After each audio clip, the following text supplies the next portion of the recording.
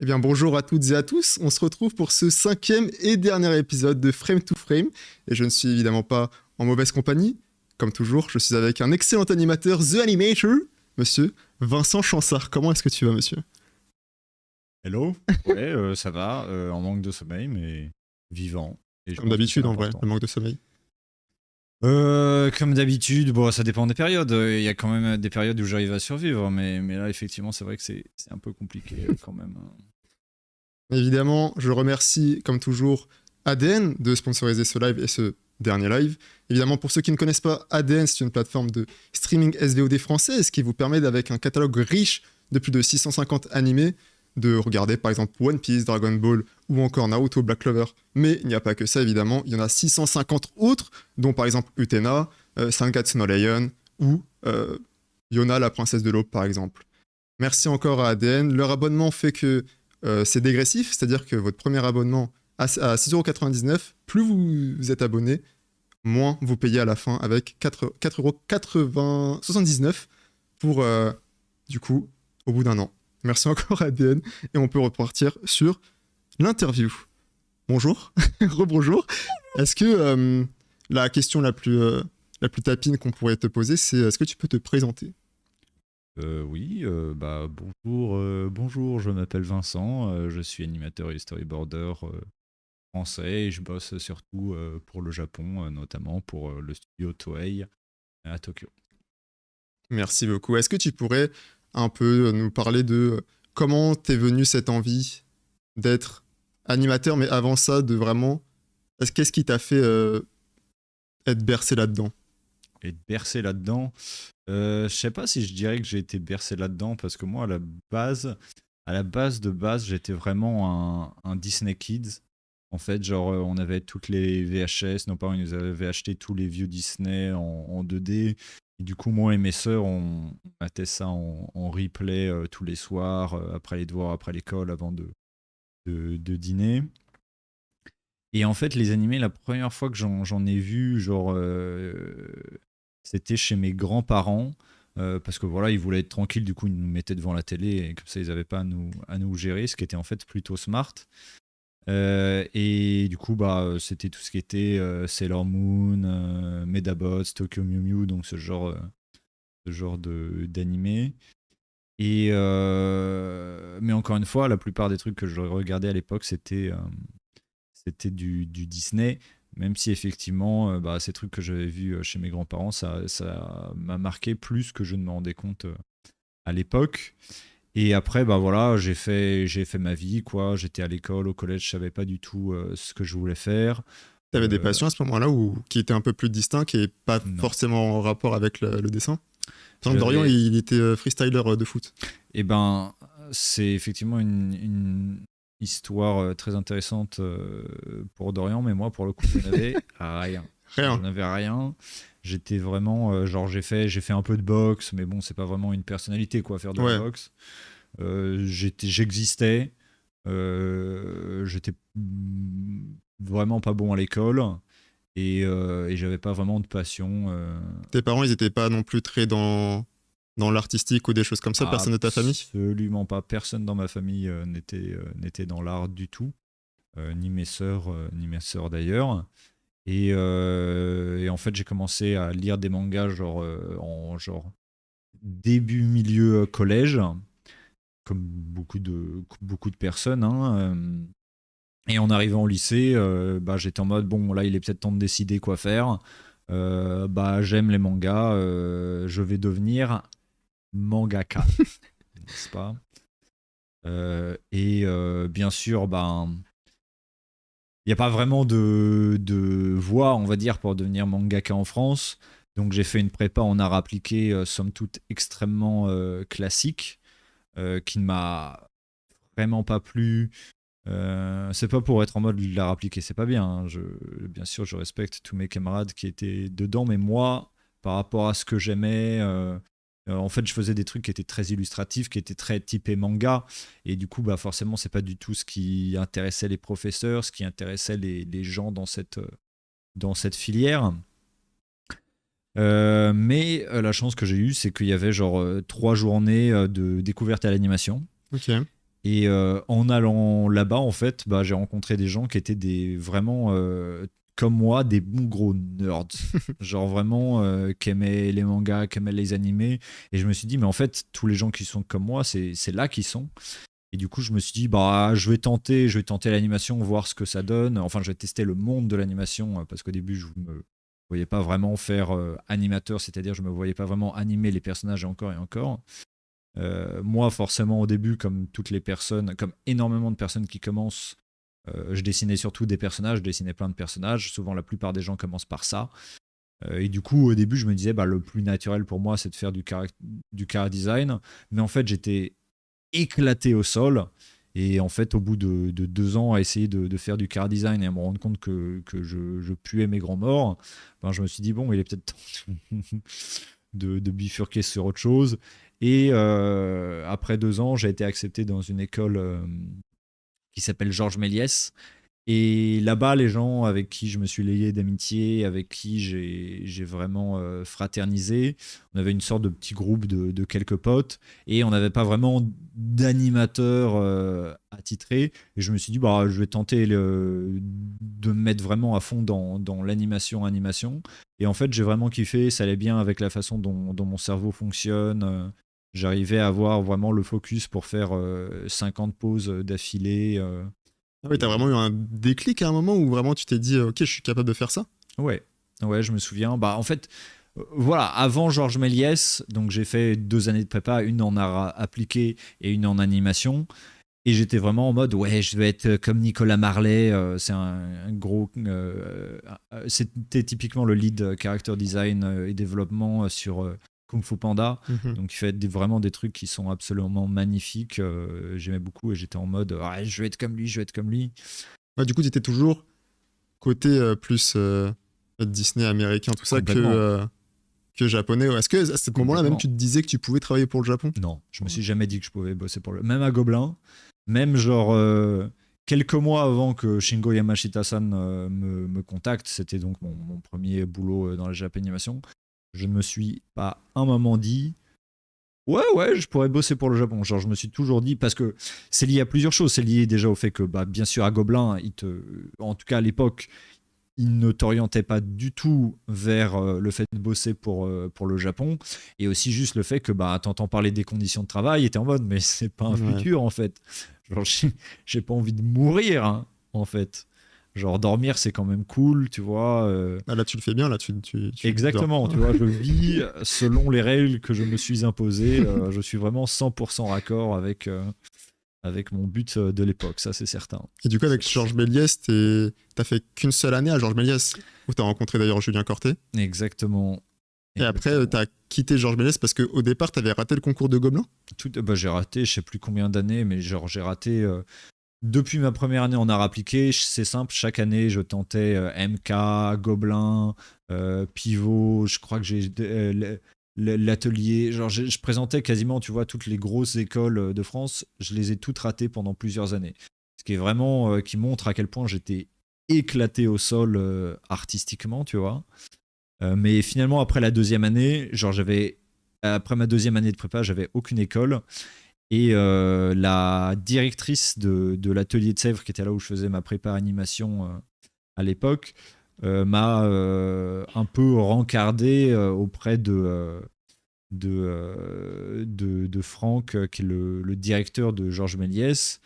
Elle l'a appelé devant moi et dans ses mots très exacts, elle lui a fait frérot, j'ai un gars sûr, il n'y a pas moyen il y a pas moi et T'as moi pas de une le place. caser quelque part. Il a fait bon, je vais voir ce que je peux faire. Et tu t'es barré un an après. Et effectivement, je me suis barré un an après.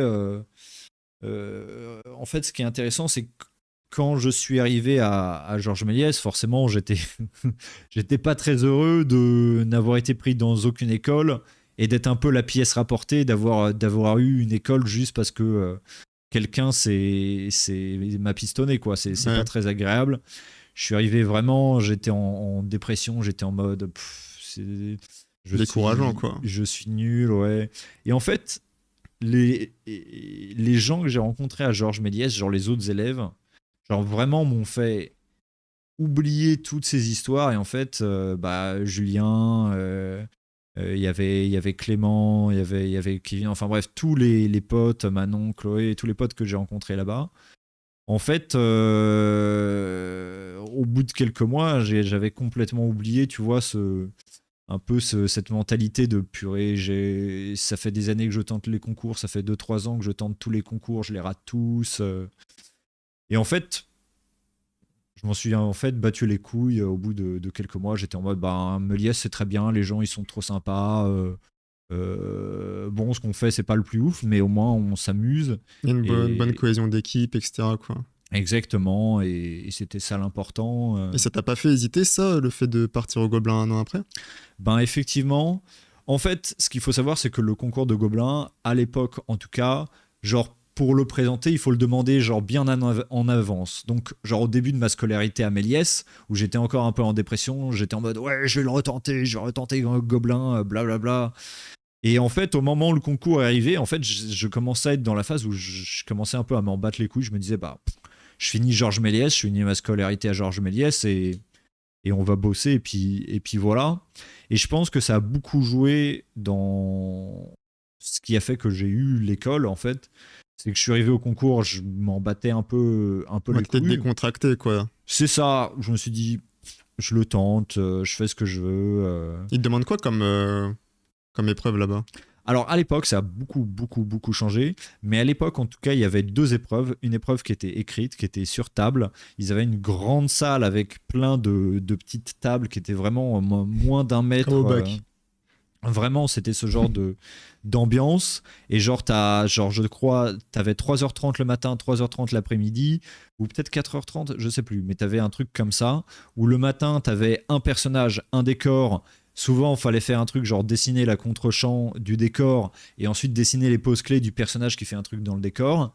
Et l'après-midi, un storyboard où il fallait designer les personnages d'un texte et ensuite faire le storyboard de ce texte. Ok. Et ensuite, si tu passais cette épreuve, il y avait, allez, je te dis n'importe quoi, 120, non, peut-être j'exagère. Si, peut-être 120, une centaine de personnes qui étaient acceptées après ça.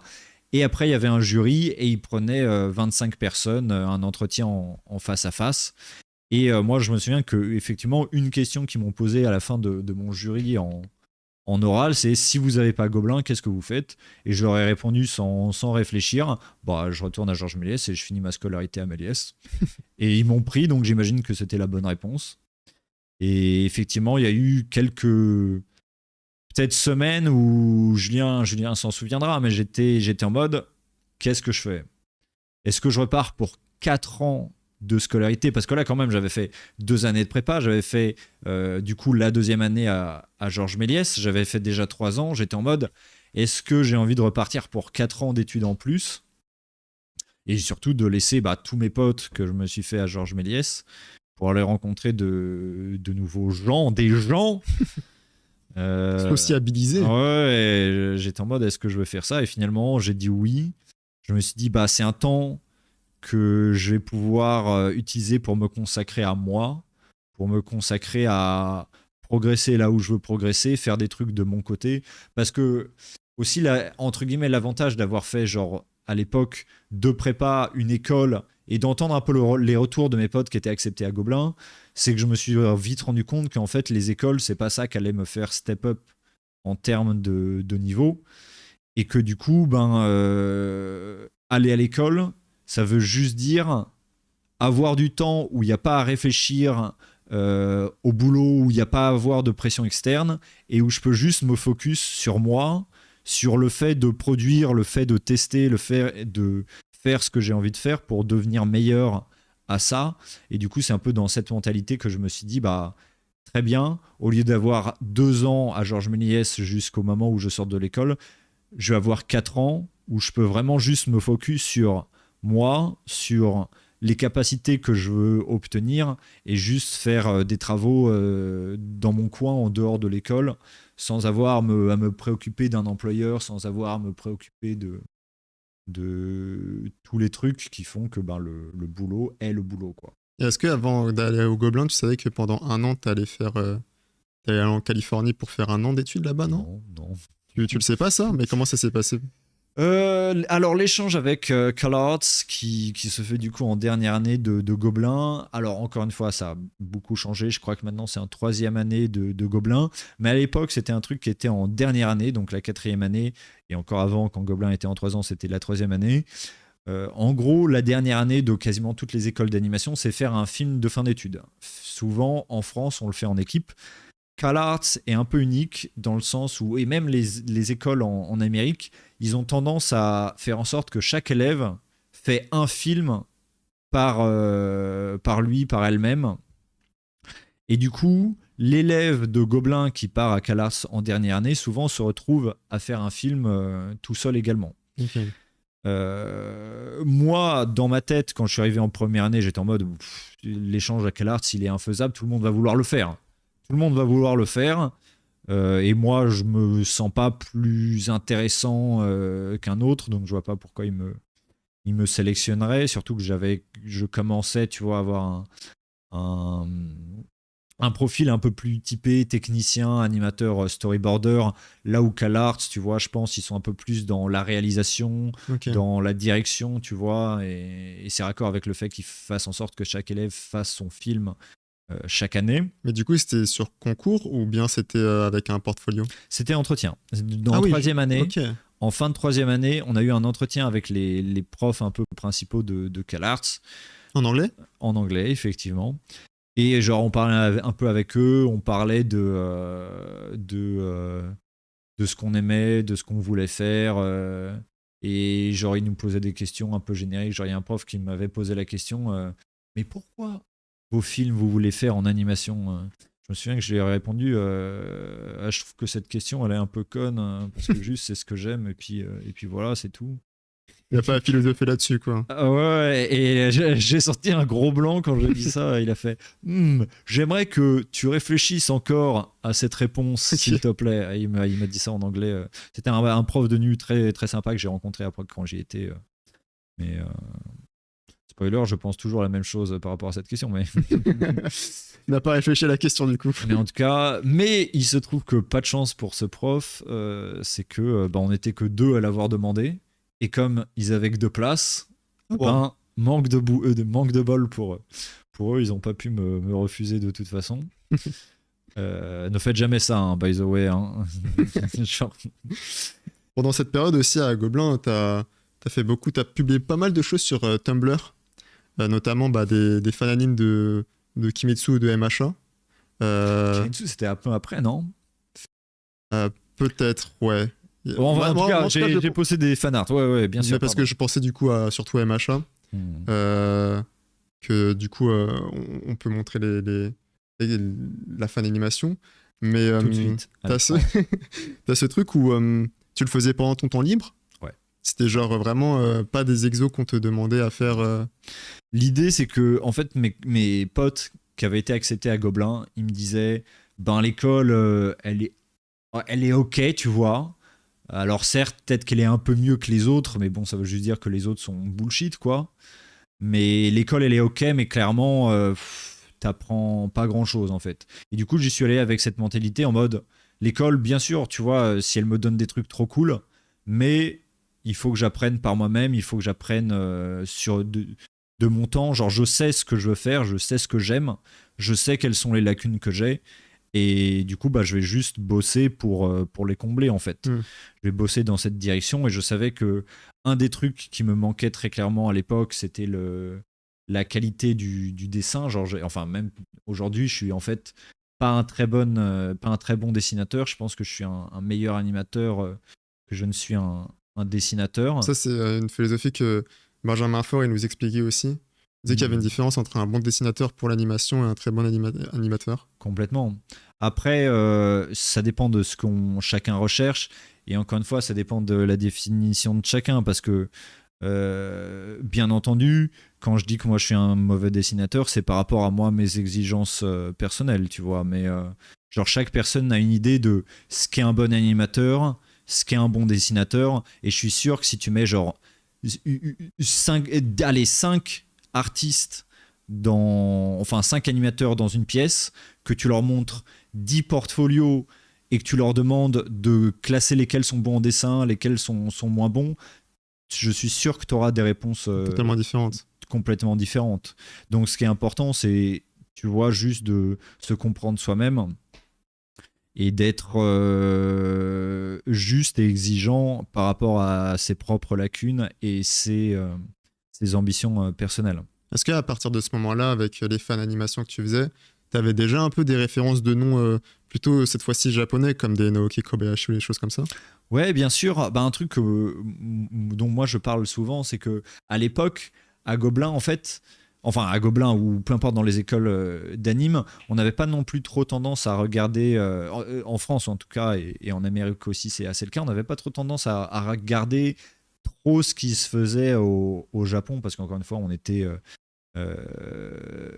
un peu poussé à bosser plutôt pour la France, pour l'Europe, pour l'Amérique. Mais c'est vrai qu'il y avait deux, trois trucs qui étaient quand même des références qui tournaient un peu. Alors bien sûr, le classique que tous les élèves, genre tu pouvais en parler à n'importe qui en France, c'était Norio Matsumoto. Ouais. Genre le travail qu'il a fait sur le combat entre Sasuke et Naruto, c'était vraiment, à l'époque, c'était le staple. Tout le monde, tous les élèves en avaient entendu parler. Même ceux qui n'étaient pas trop fans de Japanime, même ceux qui snobaient un peu la Japanime, ils étaient en mode quand même, lui, tu vois, il n'y a rien à dire, il est vraiment bon. Donc bien entendu, il y avait quelques, tu vois, grands noms. Bien entendu, Okiura, ça c'est une évidence. Bien entendu, Nakamura, tu avais bien entendu quelques noms qui ressortaient quand même. Ceux que maintenant, tu vois, maintenant on se moque des gens qui disent ah moi j'aime bien Yutaka Nakamura, on lui dit ah quoi, tu connais qu'un nom, tu vois. Ouais, c'est les piliers d'avant, quoi. C'est ça, mais il n'y avait pas non plus un savoir de niche comme là typiquement. Je suis passé à Georges Méliès en début d'année pour un peu voir ce qu'ils faisaient sur leur film de fin d'études, voir si je pouvais pas donner des retours d'anime. Et ils utilisaient quasiment tous Sakugaboru. Ils connaissaient tous plein d'artistes japonais, tu vois. Et il y a eu vraiment, et ça c'est vraiment, vraiment super, hein, de plus en plus une vraie démocratisation du savoir sur quels sont un peu les grands animateurs. Est-ce qu'il y a aussi un peu cette barrière qui s'est cassée avec les profs, entre guillemets, qui avant étaient beaucoup plus à buter sur le fait que les gens aillent vers le style cartoon japonais, tout ça? Parce que je sais que par exemple, Julien ou même Claire, ils étaient en mode ah non, mais nous, nos profs nous interdisaient, entre guillemets, ou nous regardaient mal quand c'était des choses en lien avec du coup le Japon. Est-ce que toi aussi, par exemple, à tes études, on ne disait pas forcément. Tu disais que c'était très centré américain-européen, là où justement le Japon était très mal vu, entre guillemets, quoi. Et là, maintenant, j'ai l'impression que c'est un peu beaucoup plus qui est mis en avant, et même les productions de maintenant cherchent un peu à trouver des animateurs qui fonctionnent comme la pipeline japonaise. Est-ce que c'est ça qui est mis en avant? Je sais pas si je dirais que c'est mis en avant, mais effectivement, je suis d'accord avec toi dans le sens où il y a eu vraiment une. Bah, c'est devenu bien plus, effectivement, common knowledge, tu vois. C'est bien plus entré dans le staple, en fait. C'est un truc qui maintenant se regarde et peut être considéré avec un peu plus d'égard que ça ne l'était à l'époque. Mais c'était parce que, voilà, c'était entre guillemets relativement nouveau dans la sphère des médias en France, en tout cas à l'époque, quoi. Effectivement, tu as raison de dire qu'il y avait certains professeurs et même certains professionnels qui avaient un vrai stigma contre ça. Maintenant, bien sûr, j'entends toujours de temps en temps, j'ai un pote de cette école, il m'a dit ouah, il y a un prof, il m'a dit que les mangas c'était de la merde. Tu vois, t'entends toujours, bien sûr, de temps en temps une histoire comme ça. Mais c'est beaucoup moins commun qu'à l'époque, ça c'est certain. Parce que déjà, effectivement, maintenant c'est bien plus populaire. Il y a aussi le fait que t'as un peu, tu l'as un peu abordé tout à l'heure, mais il y a une vraie. La distribution d'animés actuellement, c'est vraiment une dinguerie. Ça génère une quantité de fric absolument monumentale. Et du coup, effectivement, tout ce qui est producteur, tout ce qui est client, tout ce qui est distributeur, bah, ils recherchent ça. Et du coup, si toi t'es un peu un vieux boucon anti-animé, anti-manga, qui on va dire c'est pas du vrai art, c'est de la merde, ben quand ton client il te dit alors oui peut-être, mais va te faire foutre, c'est ça qu'on veut, ben tout de suite t'es en mode bon ben On va faire ça. ok, très bien. Il regarde le chiffre à la fin. Ouais, Ouais, en fait, ouais, c'est pas mal. ouais, C'est pas ouais. mal ce qu'il me propose. Exactement, ouais, je vais vous la donner là, votre merde là. Et il fait un truc mangas dégueulasse. C'est pas ça que vous voulez, vous êtes pas content là. T'as aussi fait, pendant ta période Gobelin, de la 3D. T'as Ouais, kiffé ouais. ou pas ce petit passage en 3D? Est-ce que t'en utilises encore maintenant parfois pour Ouais. t'aider à placer tes caméras? Alors j'en utilise pas parce que ça prend trop de temps en fait. Mais Ouais, ton cerveau a déjà la caméra 3D, toi. bah en fait, le truc, c'est pas tant que mon cerveau a la caméra 3D, c'est que euh, déjà pour parler un peu de la 3D à l'époque de Gobelin, moi en fait, je suis quelqu'un qui aime comprendre les trucs. Genre moi j'aime bien sûr jouer sur le truc la 2D c'est mieux que la 3D, mais la vérité c'est que en vrai je m'en fiche, tu vois, c'est deux techniques qui sont différentes. C'est comme dire je sais pas, le tricot c'est mieux que la tapisserie, tu vois, j'en sais rien, tu vois, ça n'a pas vraiment de sens. Et moi du coup tout ce qui m'intéressait c'était de comprendre genre comment ça fonctionne en tant qu'outil, qu'est-ce qu'on peut faire avec, quel est l'intérêt du truc. euh, du coup, j'ai essayé de pousser autant que je pouvais mes connaissances de la 3D à l'époque. Alors, bien sûr, tous mes exercices perso, je les faisais en 2D parce que je savais que j'allais faire de la 2D plus tard. Mais au moins, tu vois, je voulais pas jeter le truc sans avoir au moins compris l'intérêt, Ouais, t'avais quand même slash, cette curiosité de voir. c'est ça. Je savais que je voulais faire de la 2D, mais je voulais pas être ce mec qui faisait de la 2D parce que j'étais incapable de faire de la 3D. Tu vois ce que je veux dire? Je voulais faire de la 2D parce que c'était ce que je voulais faire. Du coup, voilà, j'ai quand même essayé de tryhard un peu la 3D pendant qu'on en avait à l'école. Mais voilà, à la fin de la troisième année, qui était un peu l'année 3D de Gobelin, bah, j'ai fait ok, j'ai compris le truc, mais moi je fais quand même de la 2D. Ouais. Bah voilà.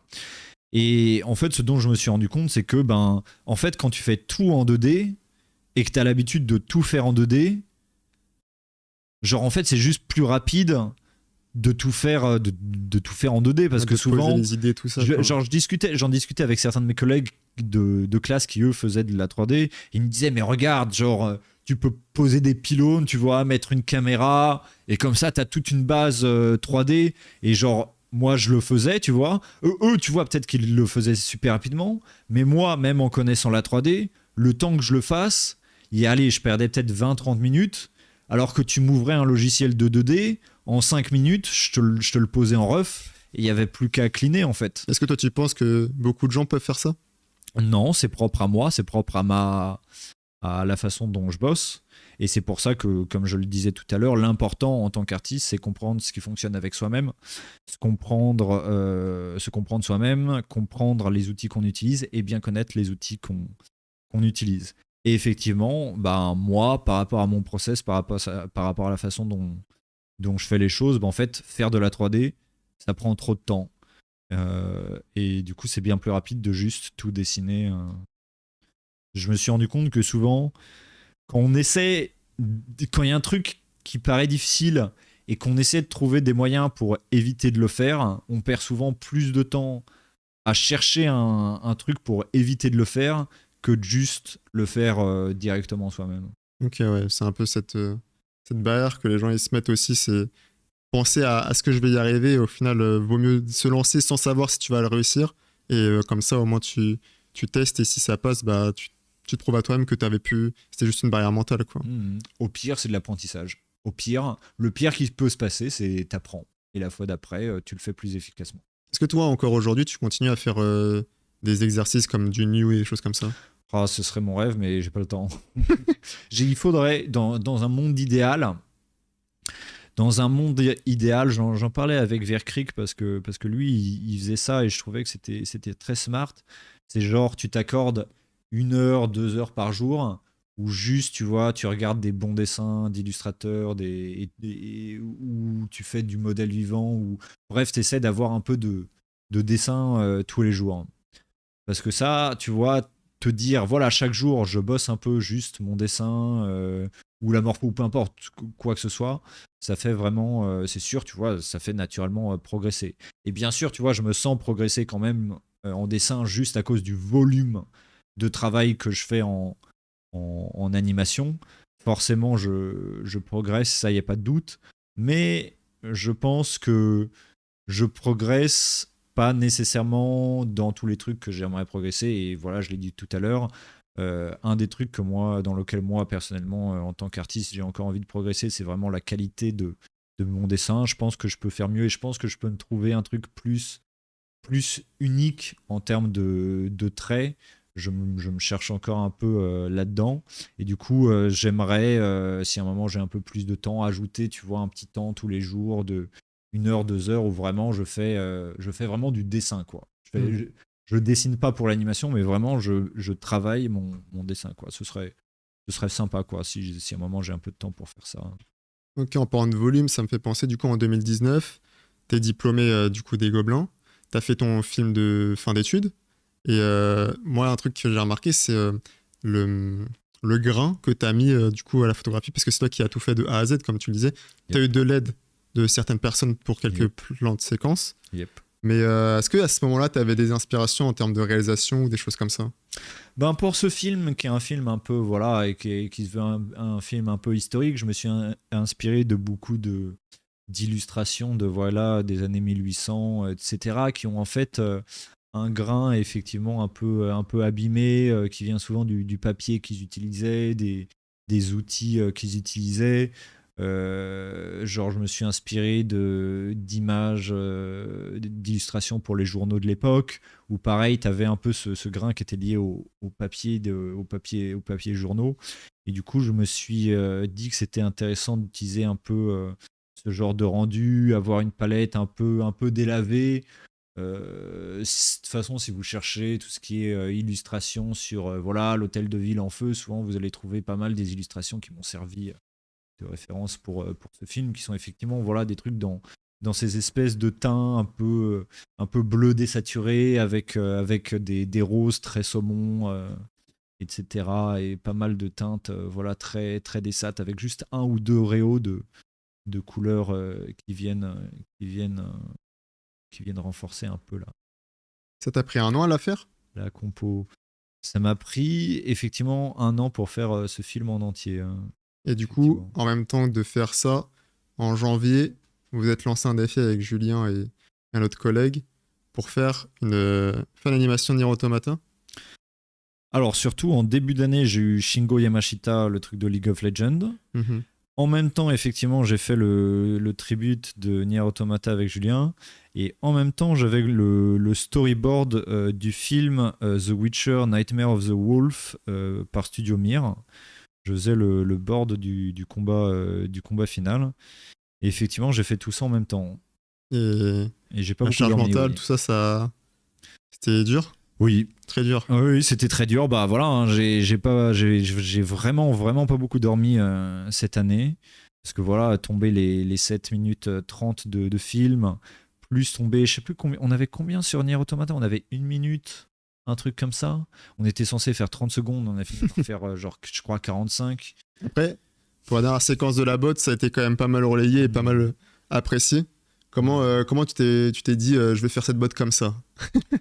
Ben voilà, moi effectivement j'avais fait beaucoup. En fait, vous le voyez pas parce que là il y a du compo, mais en fait sur le comment ça s'appelle? Le Sur le Genga Gengatsa, layout. en fait, j'ai utilisé exactement la même brush que j'ai utilisée pour mon film. Et en fait, en faisant mon film de fin d'études, il y a beaucoup eu ce truc où, en fait, je cherchais à travailler la texture des uniformes. Alors, malheureusement, ça se voit pas très bien dans le film final, mais moi, un truc qui parfois, tu vois, m'embête un peu sur certains films historiques, c'est que les gens, ils ont un uniforme et l'uniforme, il est terriblement propre. Mhm. Et du coup, je cherchais beaucoup en faisant ce film de fin d'études à travailler la texture un peu sale des vêtements un peu partout. Et du coup, c'est aussi pour ça que j'utilisais cette brush, tu vois. Parfois, je mettais juste des coups de brush, tu vois, pour simuler un peu de la terre ou des uniformes sales. Et je me suis dit, mais il y a peut-être, genre, si je combine cette texture avec, je me souviens plus quel blur c'est sur After Effects, mais est-ce que c'est un noise blur? Je me souviens Fractal plus. noise? Non, non, c'est pas du tout un fractal, pour le Ok. coup. C'est pas du tout un fractal. Mais en fait, ça crée parfaitement la texture pour simuler une sorte de cuir. C'est-à-dire un truc qui est globalement relativement lisse, mais qui a quand même, en fait, le grain du cuir, en fait. Ok. Et je me suis dit, mais attendez, mais ça peut complètement marcher pour ce genre de texture. Et du coup, bah, en fait, c'est venu du coup très naturellement dessus, quoi. Alors forcément, on pouvait pas l'utiliser sur tous les plans parce que, en fait, le grain demande quand même une certaine quantité de pixels pour fonctionner. Et forcément, les plans où ce genre de texture est un peu loin, bah, du coup, le grain, en fait, disparaît, tu vois. Et du coup, pour le faire fonctionner, il fallait un gros plan. Et du coup, bah voilà, bah d'ailleurs, quand je disais que le truc était censé faire 30 secondes à la base, bah ça, c'est un des trucs qui a été rajouté à la fin pour justement utiliser La technique. cette Tu voulais technique. expérimenter absolument ça, quoi. Ben c'est ça, moi, voilà, j'ai toujours essayé de chercher des trucs un peu intéressants en animation pour raconter des trucs nouveaux. Et cette histoire de créer de la texture, parce qu'en fait, souvent, je suis désolé, je pars en tunnel, mais c'est un truc qui m'intéresse, mais dans les animés, tu vois, il y a vraiment ce rendu, l'ombre très sharp, à plat de couleurs. Et moi j'aime bien voilà, le travail de texturing. On le voit sur mon film avec cette brush que j'ai utilisée. J'aime bien quand il y a une recherche additionnelle graphique pour donner, tu vois, un petit plus de réalisme ou non, tu vois, dans ce que tu racontes visuellement, pour rendre ton truc un tout petit peu plus, pour le pousser un tout petit peu plus loin en termes de rendu. Et du coup, c'est vrai que aujourd'hui, on le voit parce que bah, j'expérimente voilà, avec des crayons de couleur, de l'aquarelle et plein de techniques différentes. J'essaie de chercher un peu différentes textures de rendu, tu vois, qui permettent de renforcer ce que j'essaie de raconter narrativement. Et du coup, bah, voilà, cette réflexion a commencé déjà à l'époque. Est-ce Quoi. que un peu le, ouais, le conseil, ou bien quand tu l'avais posé la question à Ohira-san, le fait que, ouais, mais vous, monsieur, vous avez un style très à vous, comment vous faites pour ne pas vous prendre des murs? Et à ce moment-là, il t'avait répondu quelque chose qui, du coup, t'a marqué. Ah ouais, je me souviens que c'était une de mes... Parce que forcément, pour le contexte, en fait, il faut se dire que, voilà, en tant qu'étranger au Japon, parfois tu marches un peu sur des eggshells. Genre, globalement, en tant qu'étranger, de base au Japon, tu es un peu le clou qui dépasse du sol.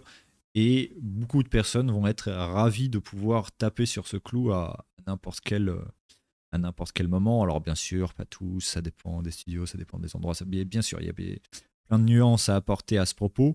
Mais en tout cas, tu te prends beaucoup de remarques du genre tu devrais pas bosser comme ça, ce que tu fais c'est pas bien, tu causes des problèmes pour les autres. Bien sûr, c'est toujours des gens avec qui tu ne bosses pas qui te disent ça, mais peu importe.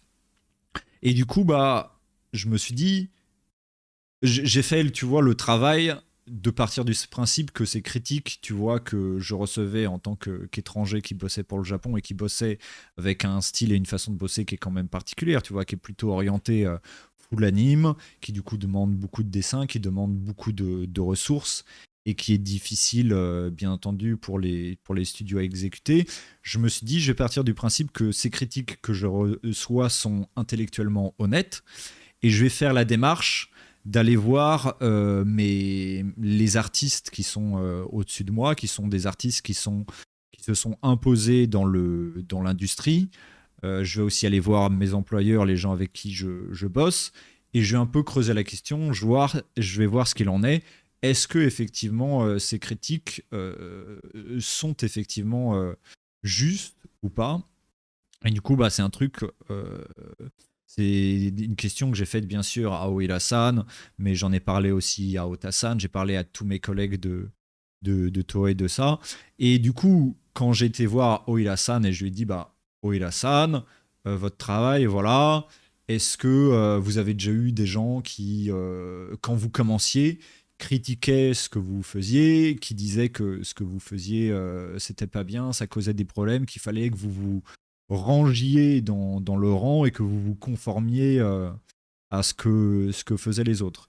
Et il m'a répondu, ouais, effectivement, j'en ai eu plein. Tout le monde me disait que j'étais arrogant, que, tu vois, il fallait pas que je bosse comme ça, que je crée des problèmes pour la production.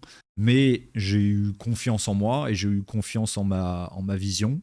Et j'ai continué. Et ben maintenant, bah, c'est Shinya Oira, quoi. Et les gens Hein. l'appellent pour ce qu'il est. Quoi. Maintenant, les gens veulent. Exactement, maintenant les gens veulent ça. Et ceux qui ne veulent pas ça, juste ne bossent pas avec lui. Et tu vois, c'est juste ça. Et mon employeur à Kaori-san, il m'a dit un truc qui allait un peu dans cette veine, qui était très intéressant, qui était Vincent, t'es quelqu'un de super. Mais si je voulais un travail classique, tu vois, il y a 1000 Japonais qui sont capables de faire un truc très bien, très classique. La raison pour laquelle je bosse avec toi, c'est parce qu'il n'y a que toi qui peux faire ce que toi tu fais, en fait. C'est gratifiant de fou. C'est extrêmement gratifiant parce que voilà, un truc que tu entends beaucoup en tant qu'étranger, c'est les Japonais ne bossent avec toi que parce qu'ils n'ont pas d'autre choix, que parce qu'il n'y a personne Manque des d'autre. main-d'œuvre, tout ça. Exactement. Ce qui n'est pas faux dans le grand état d'esprit du fait qu'on manque de travailleurs au Japon. Mais effectivement, ce genre de commentaires de la part de Akaori-san, ce genre d'expérience, tu vois, de Oira-san, tu vois, montre que il y a un moment, en tant qu'artiste, il faut aussi se chercher, se trouver et aussi s'écouter et avoir confiance en soi. Parce que au final, dans l'industrie telle qu'elle est, c'est amélioratif d'être un artiste un peu, entre guillemets, qui a sa patte, quoi. Ouais, du sacratique, un peu ce truc où bah, t'es unique quoi, Exactement. dans ta Parce que démarche. voilà, les gens qui ne veulent pas bosser avec ça, pas juste, tu vois, ils bossent pas avec ça, mais du coup, les gens qui veulent bosser avec ce genre d'artistes peuvent, quoi.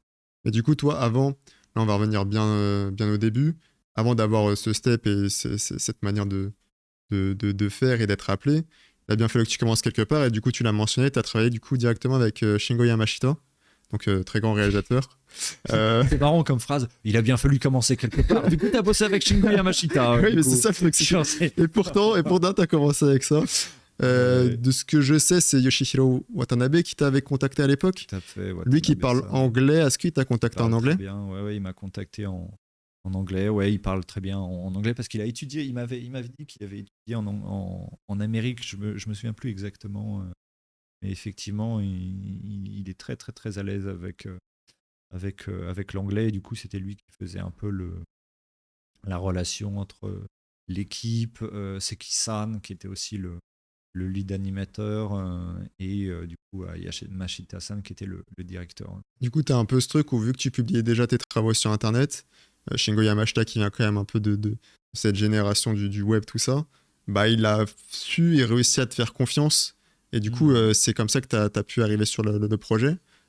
Toi qui connaissais zéro à la pipeline, comment tu as réussi à te débrouiller pour l'étudier et la comprendre?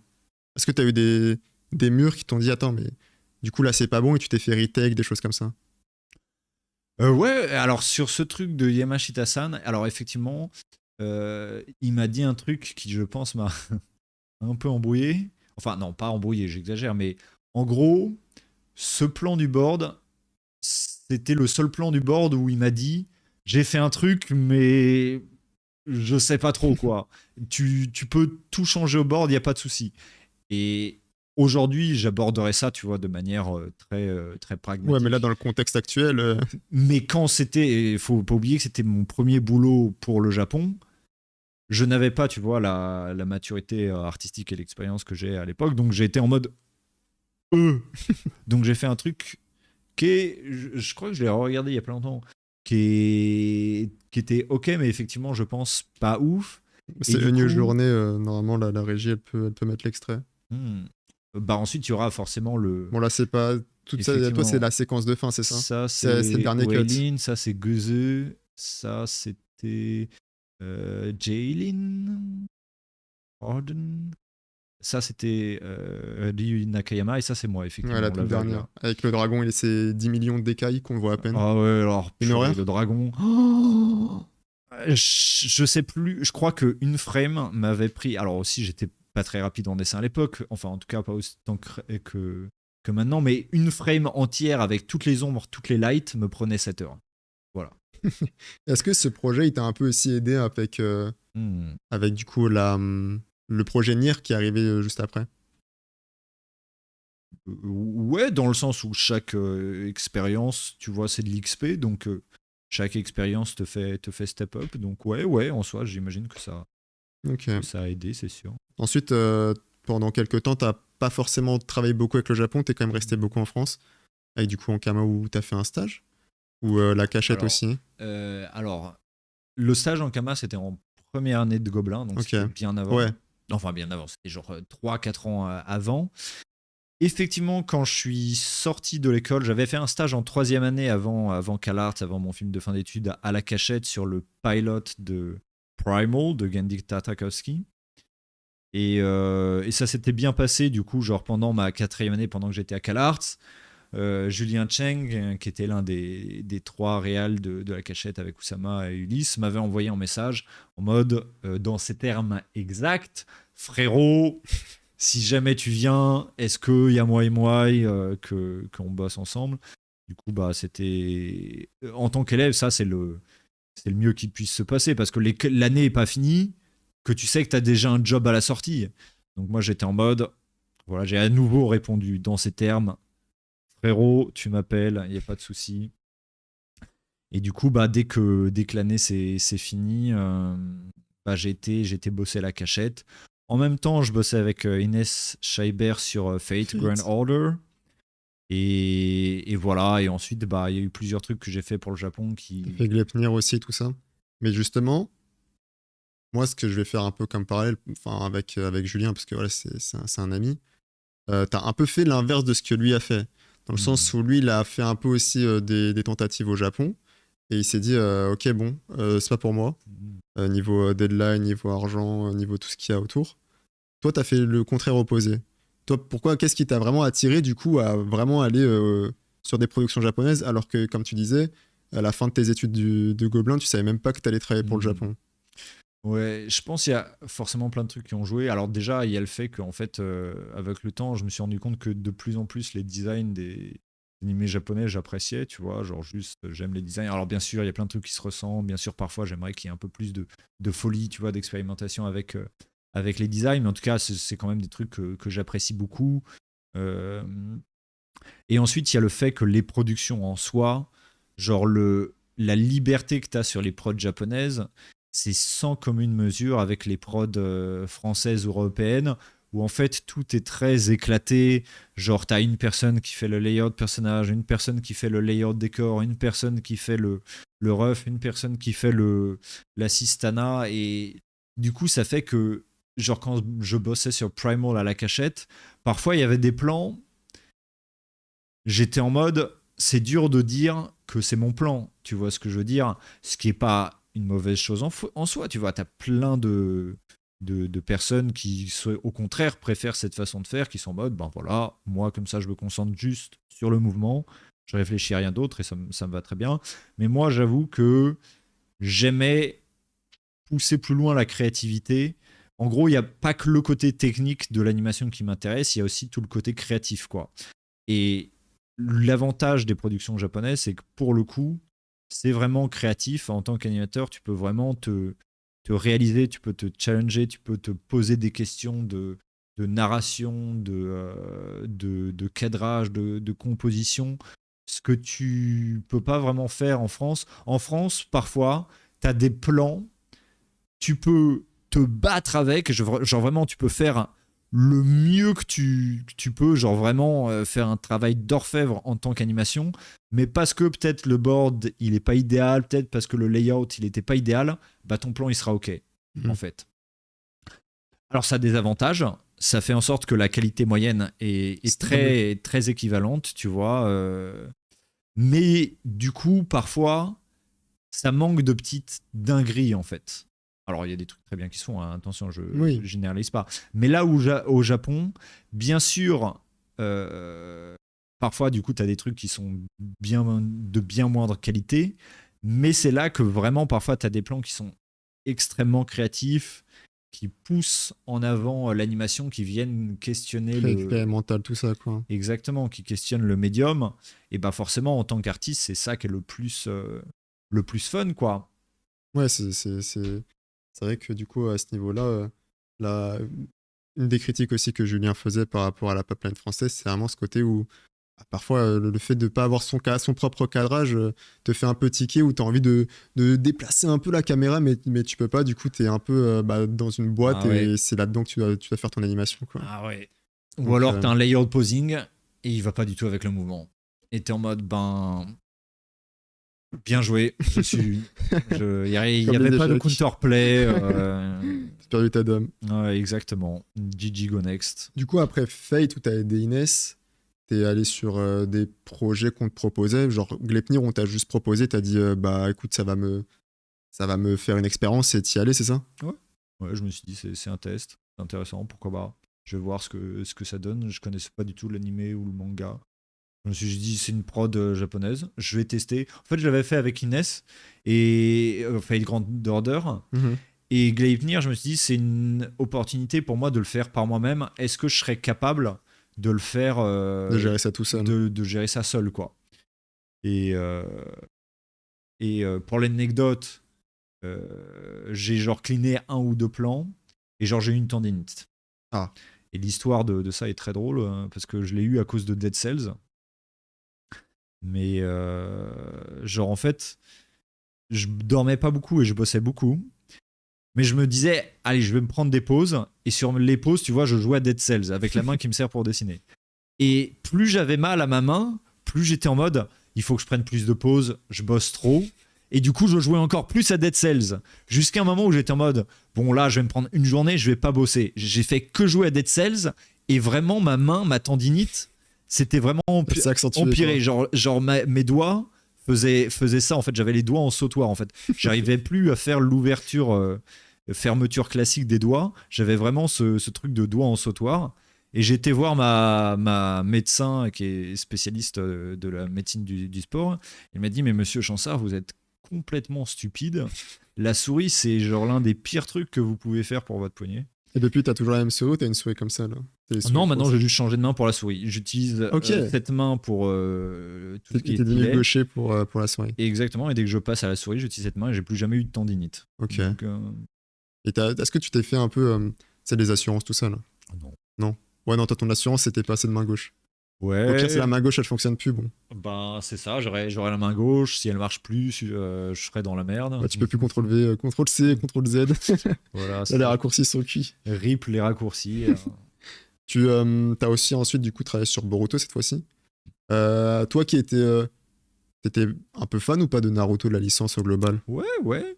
Alors forcément, moi au collège, tu vois, c'était le moment où le Big Three, tu vois, était un peu king, tu vois, dans les cours de récré. Ça et la tectonique.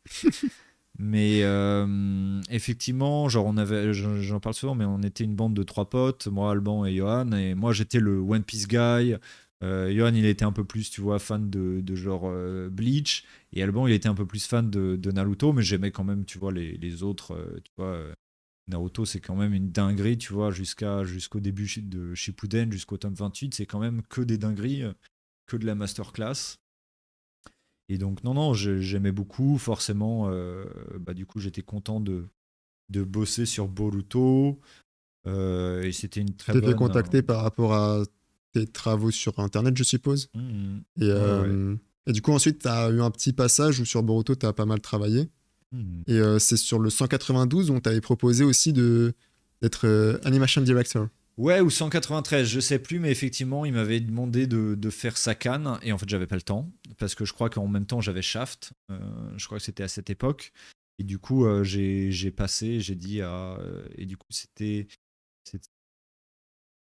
quoi le nom de l'animateur qui m'avait remplacé, qui est aussi devenu un gros animateur, mais... Bon, il y a le SBEDAD, c'est Masaki Koda.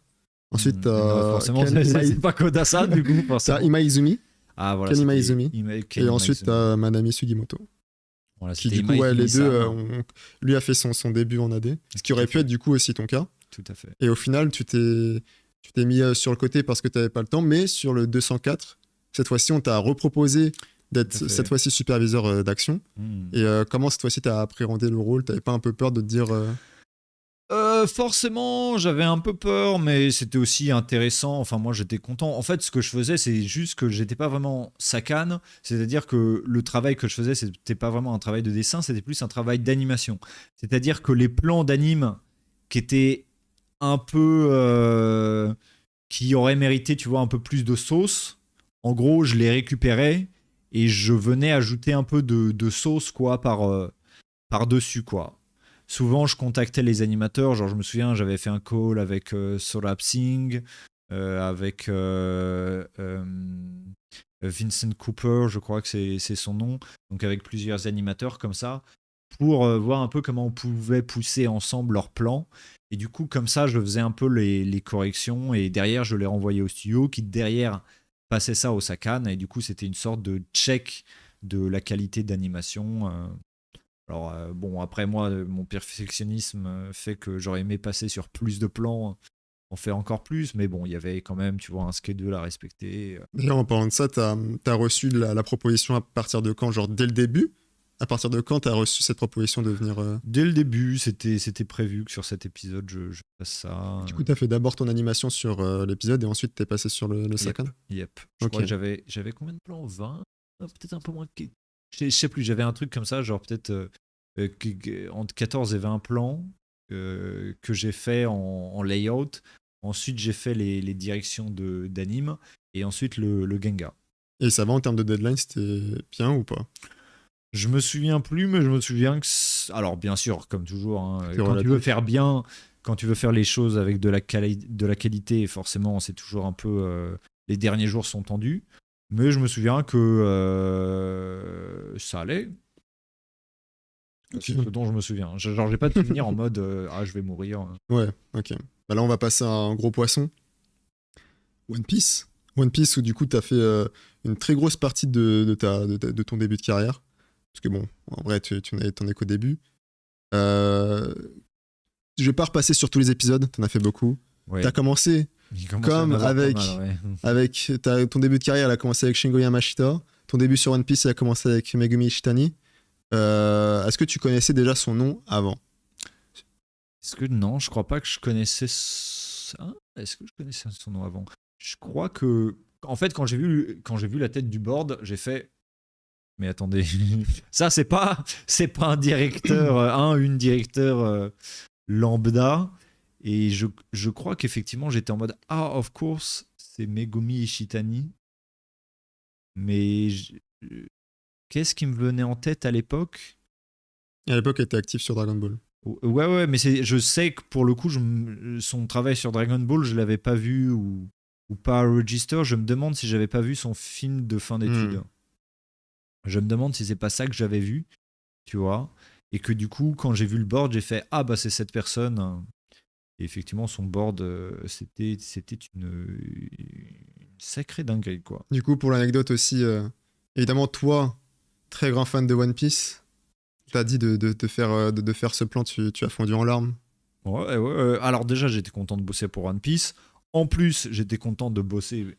Genre vraiment, hein, le board, quand vous voyez un board comme ça, en tant qu'animateur, vous êtes en mode purée, je peux. Même si je fais un truc pas ouf, ça va être bien parce que juste le board est bien en fait. Donc, alors j'ai quand même fait mon mieux pour faire un bon truc, mais en tout cas, intellectuellement, c'est très reposant de bosser pour quelqu'un qui est aussi compétent parce que tu sais que de toute façon, ça va être bien en fait. Donc non, j'étais effectivement heureux aux larmes, hein. Et du coup, au bout d'un moment, ouais, 28 épisodes. Donc, comme je dis, je vais pas repasser sur tous les épisodes, mais est-ce que tu as des choses à raconter au global, des réalisateurs que tu as rencontrés ou que tu ne connaissais pas et qui t'ont agréablement surpris? Tous, hein. Moi, vraiment, l'équipe de One Piece, ça a été un coup de cœur humain et artistique absolument sans égal, hein. Vraiment, je les apprécie tous. Matsui-san, Matsumi-san, Michibata-san. Koyama-san, je pourrais vraiment tous les citer, toute l'équipe, tous les directeurs d'animation. Bien sûr, ça existe toujours qu'il y ait des différences de vision. Tu vois, un épisode où là, ah, peut-être moi j'aurais fait ça autrement, tu vois, ou ah, moi j'aurais aimé faire ça, et peut-être que le directeur ou un autre est pas du tout du même avis. Bien sûr, ça arrive, mais c'est contrebalancé par le côté humain où forcément on aime tous One Piece.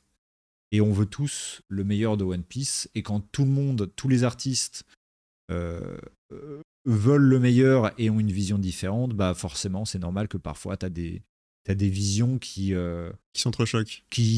alors, je dirais pas entrechoquées parce que c'est quand même un peu violent et genre, on n'a jamais eu de dispute, tu vois, avec l'équipe de One Piece.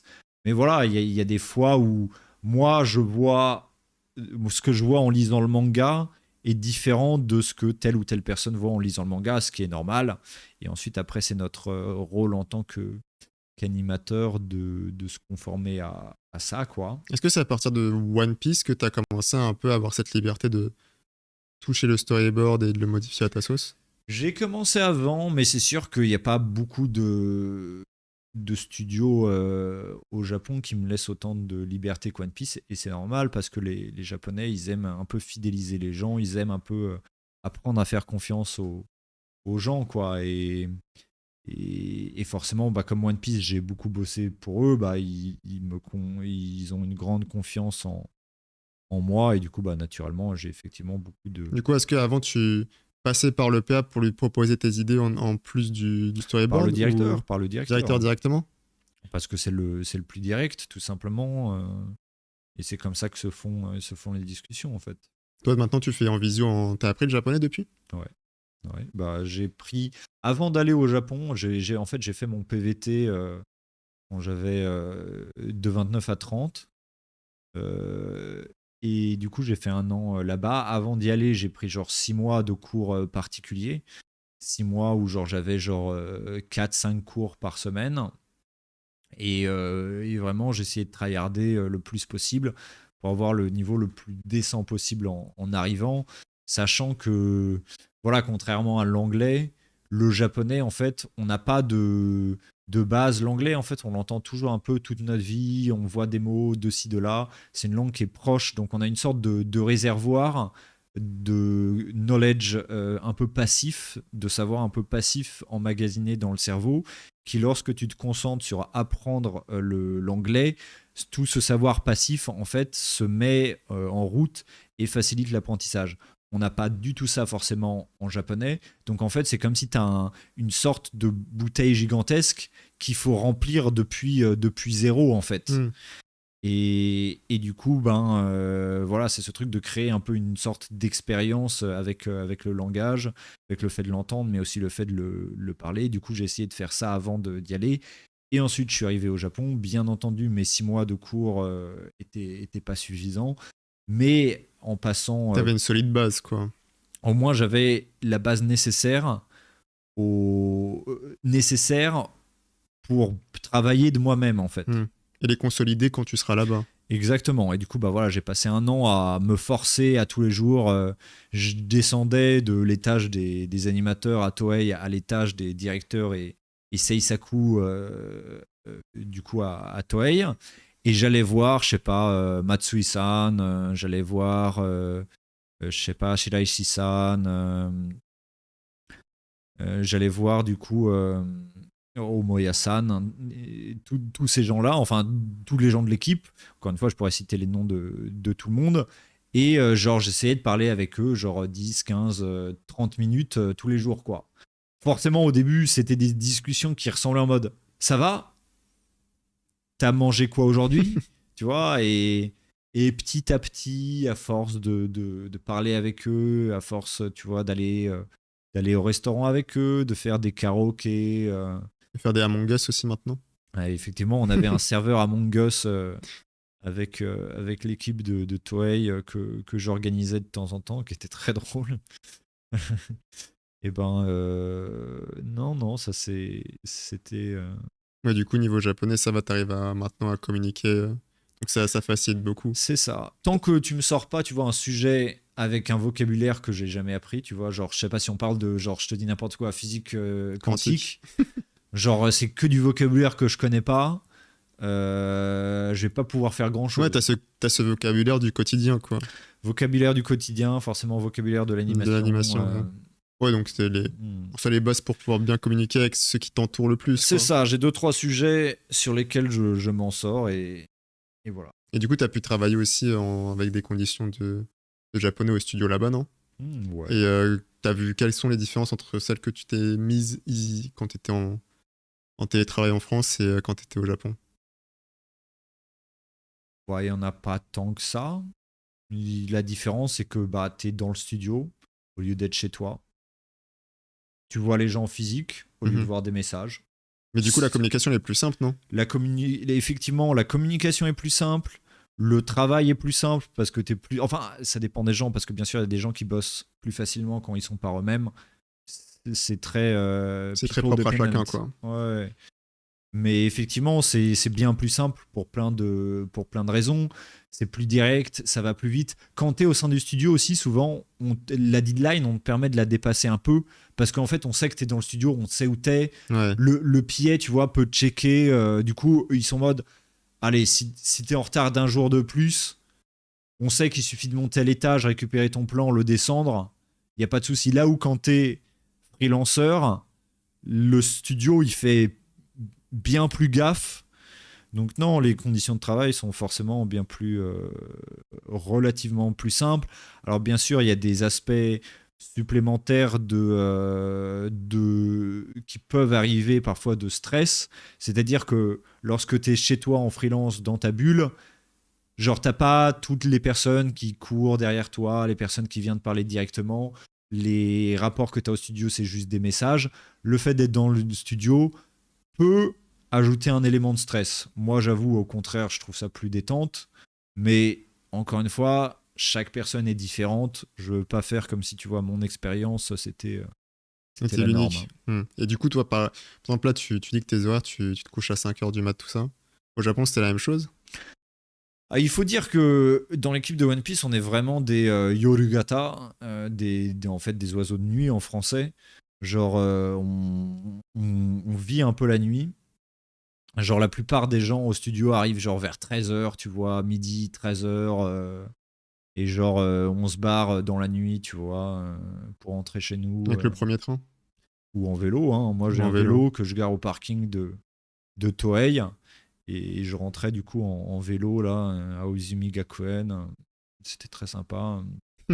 Mais effectivement, moi, en fait, je bosse bien en décalé. En fait, je suis vraiment pas quelqu'un du matin.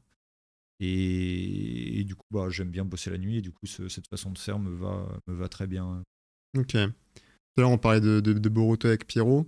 T'es revenu aussi avec Pierrot sur Black Clover, le 167. Black Clover. Est-ce que c'était une bonne expérience aussi là-bas? Parce que je sais que la séquence avait été plutôt bien appréciée. Au niveau du board de Tata fait sur le board de Isuta. Tout à fait. Est-ce que celui-ci, tu l'as modifié ou quand tu l'as reçu tel quel, tu t'es dit, bah, il est propre, il n'y a rien à modifier? En fait, le board de Isuta-san, en fait, il était très intéressant parce qu'il était c'était un bon. En fait, quand on ignore le dessin, c'était un très bon board. Genre vraiment, la chorégraphie était intéressante, les idées étaient intéressantes, mais tu sentais que il l'avait fait très vite. Genre vraiment, c'est le storyboard le plus rough que j'ai vu de ma vie. Genre, il y avait juste des traits bleus. Je me souviens, une case, il y avait un rond avec un trait en diagonale et c'était le plan. Et c'était genre... C'était le storyboard du plan, quoi. Et en fait, ce plan, c'était Asta qui tenait son épée comme ça en diagonale. Et effectivement, quand tu arrivais à comprendre tous les dessins, vraiment, j'insiste, son board était très bon. Juste, tu sens qu'il a dit, voilà, on n'a pas le temps, je fais un bon board, mais je vais pas pousser le rendu. Et du coup, en fait, c'était relativement intéressant à bosser parce que souvent, quand tu as un truc un peu rough, ton imagination fill the gap, en fait, genre remplit un peu les trous. Et du coup, ça permet, c'est très facile d'ajouter une sorte de réflexion supplémentaire par-dessus. Là où parfois, quand tu as un truc très loqué, très enfermé, Alors s'il est très bien fait, comme genre les boards d'Ishitani-san, c'est super. Mais quand t'as un truc loqué, enfermé, mais Modulable. pas ouf, Hmm. genre, ou même pas ouf, juste un peu moyen, il faut que derrière toi, en tant qu'animateur, tu viennes rajouter de la réflexion sur le plan.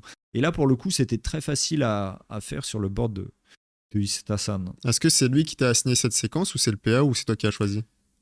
J'avoue, je sais plus. Je crois que ah si, j'ai choisi. Je crois que j'ai choisi le pied, m'a proposé plusieurs trucs, j'ai regardé tout ce qu'il y avait et j'ai dit est-ce que je peux faire ce passage? Et t'as fait tous tes Gengas? Et j'ai fait tous mes Gengas. Ok. Du coup, là. Ah si, je crois qu'il y a un Genga que j'ai pas fait. Oh.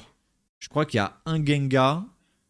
Genre, il voulait, genre, l'épisode approchait, il voulait être sûr de finir on time.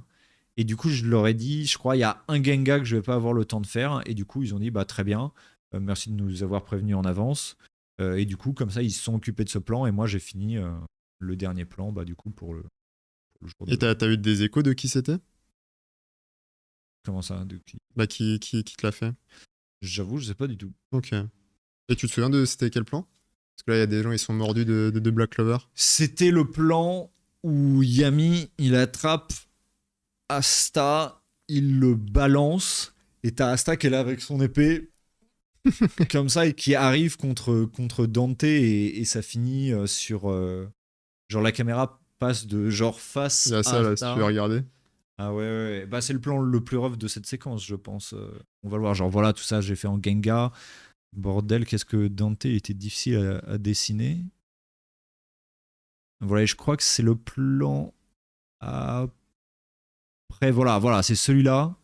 Ok. J'ai pas eu le temps de faire le Genga. Dommage, je pense que j'aurais réussi à le pousser un peu si j'avais eu le temps de le faire au Genga, mais bon, hein, c'est la vie. Hein. D'ailleurs, en parlant de complexité de design, je vais revenir juste 2 secondes sur One Piece. Parce qu'en plus, sur le 957 avec Ishitani, tu n'as reçu aucune correction, c'est ça? Tu devais vraiment Oui. tout dessiner de toi-même et bonne chance. Alors bien sûr, ça dépend des plans, ça dépend des personnages. Souvent, en fait, je me rends compte que, et c'est aussi propre à moi, je suis pas super bon pour dessiner les personnages qui sont hot, tu vois, qui sont kakoi, tu vois, qui sont tout ce qui est shonen, bishonen, tout ce qui est Beau et tout ça. Sanji, Nami. Genre, moi, en fait, comme j'ai beaucoup fait de Disney, en fait, quand j'apprenais le dessin, j'ai dessiné énormément de Disney, tu vois, Mhm. de personnages de Disney. Les personnages qui sont un peu, tu vois, grotesques, un peu monstrueux, en fait, je suis plutôt bon pour les dessiner, tu vois. Genre là, les Thriller Bark, là, c'était vraiment un régal de les dessiner. Ouais, j'ai pas eu de correction pour eux. Pareil pour Moria. De Flamingo, j'ai pas eu de correction non plus, mais je pense que ça aurait pu être intéressant parce que pour le coup, De Flamingo, il est quand même un peu hot, tu vois, il a quand même, tu vois, une figure un peu de personnage un peu réaliste. Je pense que ça aurait été bien que j'ai une correction. Là, pareil, là non plus, j'ai pas eu de correction du tout. Et du coup, je faisais, c'était juste moi et le manga. Voilà, là, j'ai eu des corrections. Ok. T'as quand même Là-dessus. eu des corrections de CAD. Et voilà, tous les Mugiwara, bah ça, ils l'ont corrigé. Ok. Alors, j'avoue, alors, je ne vais rien dire, mais c'est vrai que c'est pas les meilleures corrections que j'ai faites de ma vie. Tu te souviens de qui c'était, le mec qui veut. Je rigole. Non, je me souviens plus. Et qui veut retirer la personne. Mais je pense que c'était à cause de la taille du plan, en fait. Parce qu'en fait, le plan était tout petit. Et le plan avec là tous les Mugiwara, en fait, il n'était pas fait au bon format. Ok. Et du coup, en fait, la personne y a corrigé au papier, mais du coup, elle a dû les dessiner en tout petit. Et pour avoir de la qualité quand tu dessines en tout petit, sur papier, c'est super dur. Et du coup, bah forcément, le dessin, quand moi je l'ai repris à la bonne taille, ben du coup, il n'était pas de très bonne qualité à cause de ce changement de ratio. Et du coup, bah, effectivement, il y a certains personnages des Mugiwara qui sont pas idéaux, je trouve, dans ce dessin que j'ai fait de ce plan. En termes de deadline, c'était quand même correct. Parce que Mais en termes de deadline, c'était Après, très correct. c'est pas non plus beaucoup d'animation. Ouais, Mais en termes de deadline, c'était quand même correct. ouais, je m'en souviens, j'ai vraiment fini bien en avance. Enfin, je me suis quand même stressé le dernier jour parce que j'étais quand même, tu vois, au début de ma carrière. C'était la première fois que je bossais pour One Piece. C'était une séquence qui était très belle. Tu vois, je voulais vraiment faire du bon travail. Tu vois, donc j'ai vraiment rendu à ce qu'on appelle la première deadline. parce qu'en fait, tu vois, on se rend compte qu'il y a plein de deadlines pour les épisodes au Japon. Tu vois, on te dit fini pour ce jour, mais en fait, moi maintenant que j'ai bossé, tu vois, sur place, je sais qu'on te dit fini pour ce jour, mais que derrière, souvent, parfois, il reste une semaine en plus. Mais bref, toujours est-il que pour cette séquence, j'avais tenu à finir le jour même, quoi. Ok. Parce que du coup, en parlant de deadline, je pense à ta période sur Magia Record, où du coup, t'as travaillé aussi avec Hiroto Nagata. Ça s'est passé comment un peu l'expérience là-bas? C'était trop bien, j'ai level up de ouf en dessin et en rapidité, parce qu'en fait, les deadlines étaient insane. Vraiment, Shaft, je sais pas comment ils font. C'est les GOAT, mais genre vraiment, leurs deadlines, toujours maintenant, hein, elles sont Ignoble. complètement cinglées. Je sais vraiment pas comment ça se passe, et de temps en temps, je vois des tweets de Ouais, Nagata-san. il se plaint de fou. Ah, mais il a raison, je l'ai rencontré, je me souviens quand je l'ai rencontré au Japon, je savais pas que c'était lui, et vraiment, il était tout fatigué. J'étais en mode, oh, Nagata-san, ça va. Mais effectivement, Parce qu'en plus, ouais, sur Magia Record, c'est pas non plus que des séquences, enfin, des styles ou autres, c'est vraiment, vraiment, ça bouge beaucoup. Hein, ouais, c'était vraiment. Et du coup, ouais, ça t'a permis d'avoir Hmm, beaucoup de. c'était genre, il fallait faire de la qualité, et Shaft voulait de la qualité. Shaft était en mode, on veut que ça bouge, on veut que tu utilises des frames, on veut que tu fasses vraiment du bon travail, mais il n'y avait pas de temps. Et t'as quand même accepté les 4 épisodes ou 5 là? Ouais, 4 épisodes? Ouais, j'ai accepté parce que moi j'aime beaucoup Madoka Magica. Hmm. En fait, j'aime beaucoup les shows de Magical Girl, et forcément, bah, Ouais, quand t'as il aussi parle travaillé de. sur Engage Kiss juste après, Ouais, c'est vrai que j'avais fait ça. Mais effectivement, comme je suis quand même un fan de Madoka Magica, qui est moi sur c'était. ADN. Hmm, Qui est sur ADN. extraordinaire, hein, extraordinaire. Non mais ouais, du coup, ouais, Madoka, c'est une licence que t'apprécies beaucoup. Hmm, Et tout ce truc aussi de transformation, tout ça, non? Parce que toi, tu regardais aussi ouais. Sailor Moon. Ouais, j'aime bien les. Alors, c'est pas spécifiquement ce que j'apprécie. Enfin, mais j'aime ça, j'aime ça. Ouais, j'aime ça. J'adore ça, ouais. Ouais. Est-ce que toi qui es un peu mordu, enfin mordu, qui aime bien les noms d'animateurs, tout ça, de réalisateurs, est-ce que travailler sur Mob Psycho, c'était quelque chose que t'avais envie? Ouais, Hmm. ouais. Parce qu'il y a une production avec du coup des dizaines de caméras. Je suis content de l'avoir fait. Ensuite, c'est vrai que j'aurais aimé, tu vois, faire mes Gengas de l'épisode, je crois que c'était 5. Ouais. En fait, ce que j'ai mal calculé, enfin, je savais pas, hein, mais j'aurais dû enquêter. J'avoue que je suivais pas trop, en fait, comment ça se passait de, euh, en termes de schedule. J'ai été contacté pour cet épisode, du coup, en premier. Et après, Akuyugo-san m'a contacté pour, je crois, l'épisode 6, 8. 8, je sais plus du tout. Ouais, c'est le 8. Mais en fait, je savais pas, j'avais aucune vision. Je crois que je savais même pas quel épisode c'était, celui de Akuyugo-san. Et je me suis dit, ben, ils doivent être relativement écartés en termes de schedule. Donc pendant que je vais finir l'un, l'autre sera pas en production. Et en fait, le clean-up de l'épisode de Akuyugo-san est arrivé au même moment que le clean-up de cet épisode-là. Hmm. Et du coup, j'ai dû faire un choix, et j'étais en mode, les gars, est-ce que ça vous dérange si je mets l'épisode de Akuyugo-san en En priorité. priorité? Et le PA a dit, ah bah je comprends, il n'y a pas de souci, je vais en discuter. Mais du coup, bah voilà, j'aurais aimé pouvoir faire. Est-ce que c'est à partir de ce moment-là que t'as commencé à être avec Hakuyogo-san? Genre que t'as commencé à le connaître ou tu le connaissais déjà d'avant? C'est peut-être là que la première fois que j'ai bossé avec Akuyugo-san, c'est peut-être là, ouais. Ouais, pour la première fois que t'as. Alors, C'est peut-être là, il y a ouais. le truc où t'as déjà été sur un épisode où il était aussi, en tant que cas, mais en tant que réalisateur et storyboarder, ouais, c'est la première fois que tu travailles avec lui. Parce qu'ensuite, bah, il y a eu cette fois-ci sur Jujutsu Kaisen 17, où d'ailleurs, on revient sur un peu la question de l'artiste, sur l'expérimentation, et du coup, c'est là où t'as fait aussi ton cut à l'aquarelle. Comment, bon, je vais pas te dire comment l'idée elle était venue, mais pourquoi t'as voulu faire ça? Et comment ils ont réagi Hakuyogo, du Hmm. coup, je suppose que c'est directement à lui que tu l'as demandé ou t'es passé d'abord par le PA? Ouais. En fait, je voulais faire un truc à l'aquarelle depuis quelques temps. Enfin, aquarelle en deux couleurs, hein, vous comprenez, hein. Et en fait, mais juste, je cherchais le plan où c'était juste, en fait. Parce que, genre, Qui ait du sens, quoi. c'est ça, genre faire ça juste sur un plan où ça n'a pas de sens narrativement, tu vois, c'est juste, ce serait trop gratuit, en fait. Et du coup, je cherchais un truc comme ça.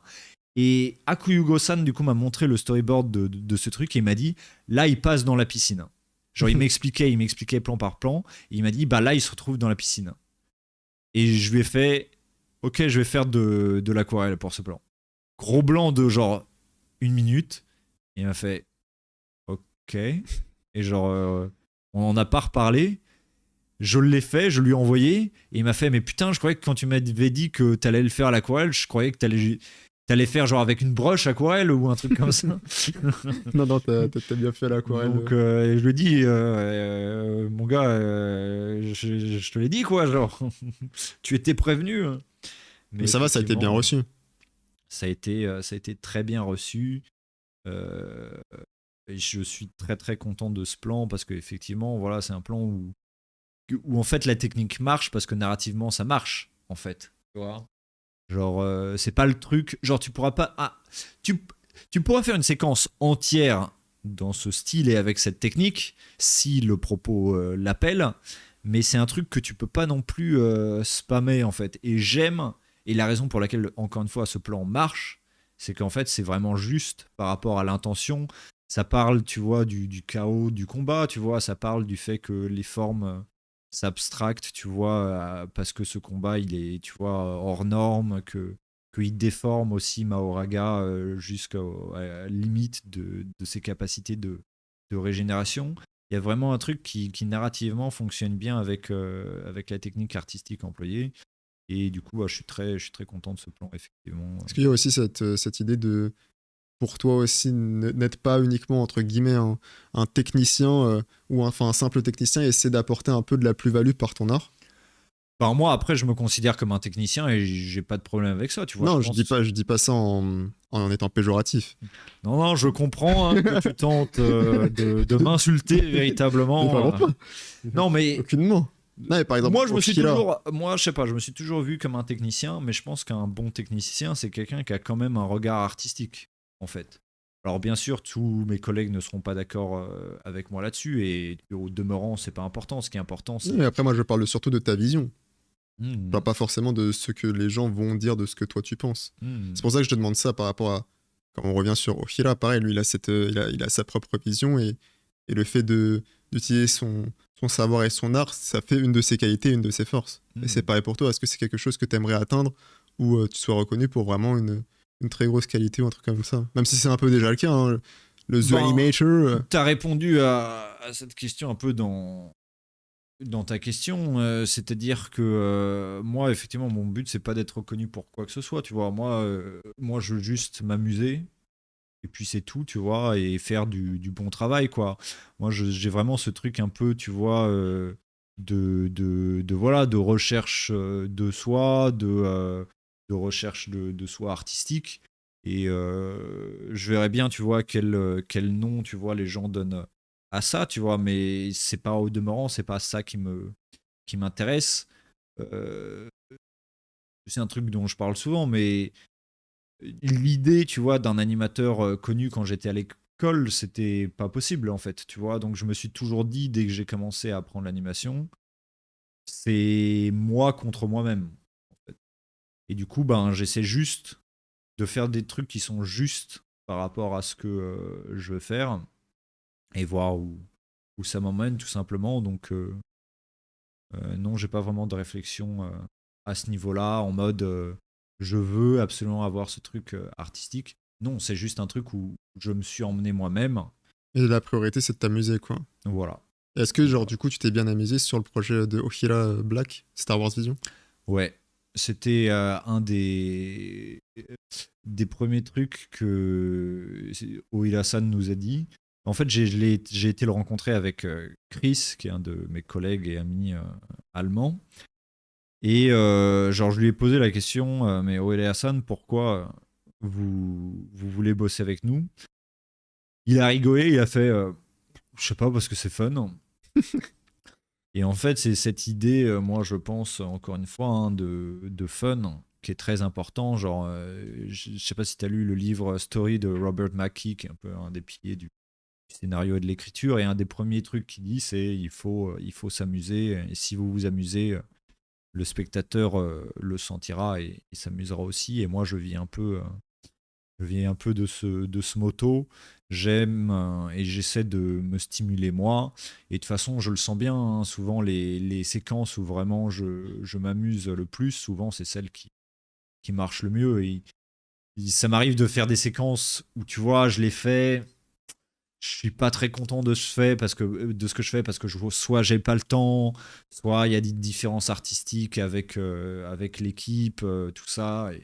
Et souvent, il n'y a pas trop de secrets, c'est ces séquences qui marchent un peu moins, quoi. Donc, pour moi, je pense qu'effectivement, s'amuser est le plus important et c'est du coup ce que je recherche. Et bien sûr, comme j'ai dit tout à l'heure, faire quelque chose de juste par rapport à la narration.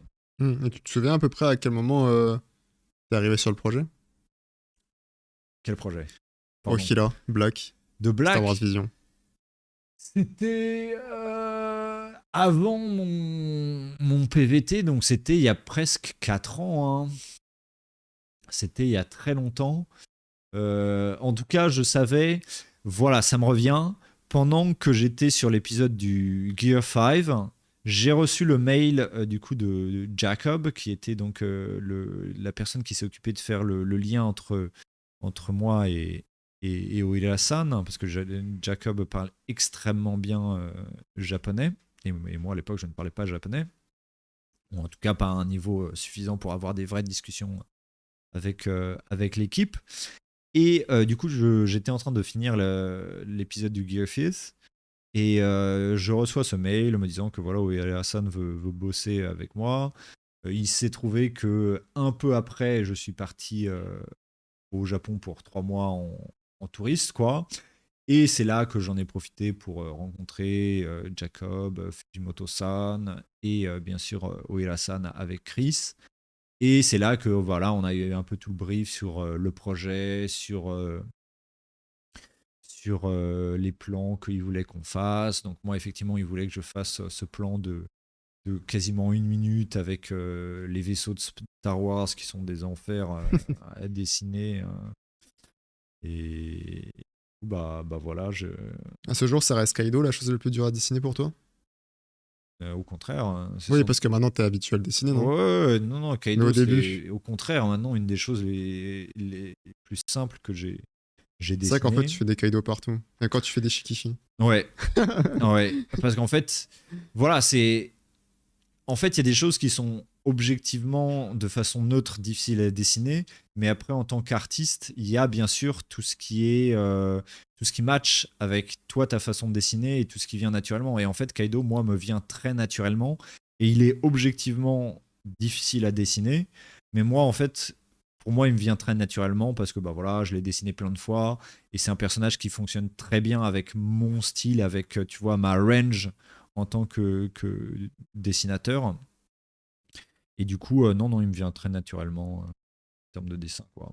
Donc récemment, t'as aussi eu un trio avec du coup Vigilante, euh, MHA, qui sont en finale. Et du coup, Gachiakuta, où du coup, t'es revenu un peu à bosser avec Bones. Sur Gachiakuta, comment tu t'es fait contacter? C'est par rapport à ce que t'avais fait avant?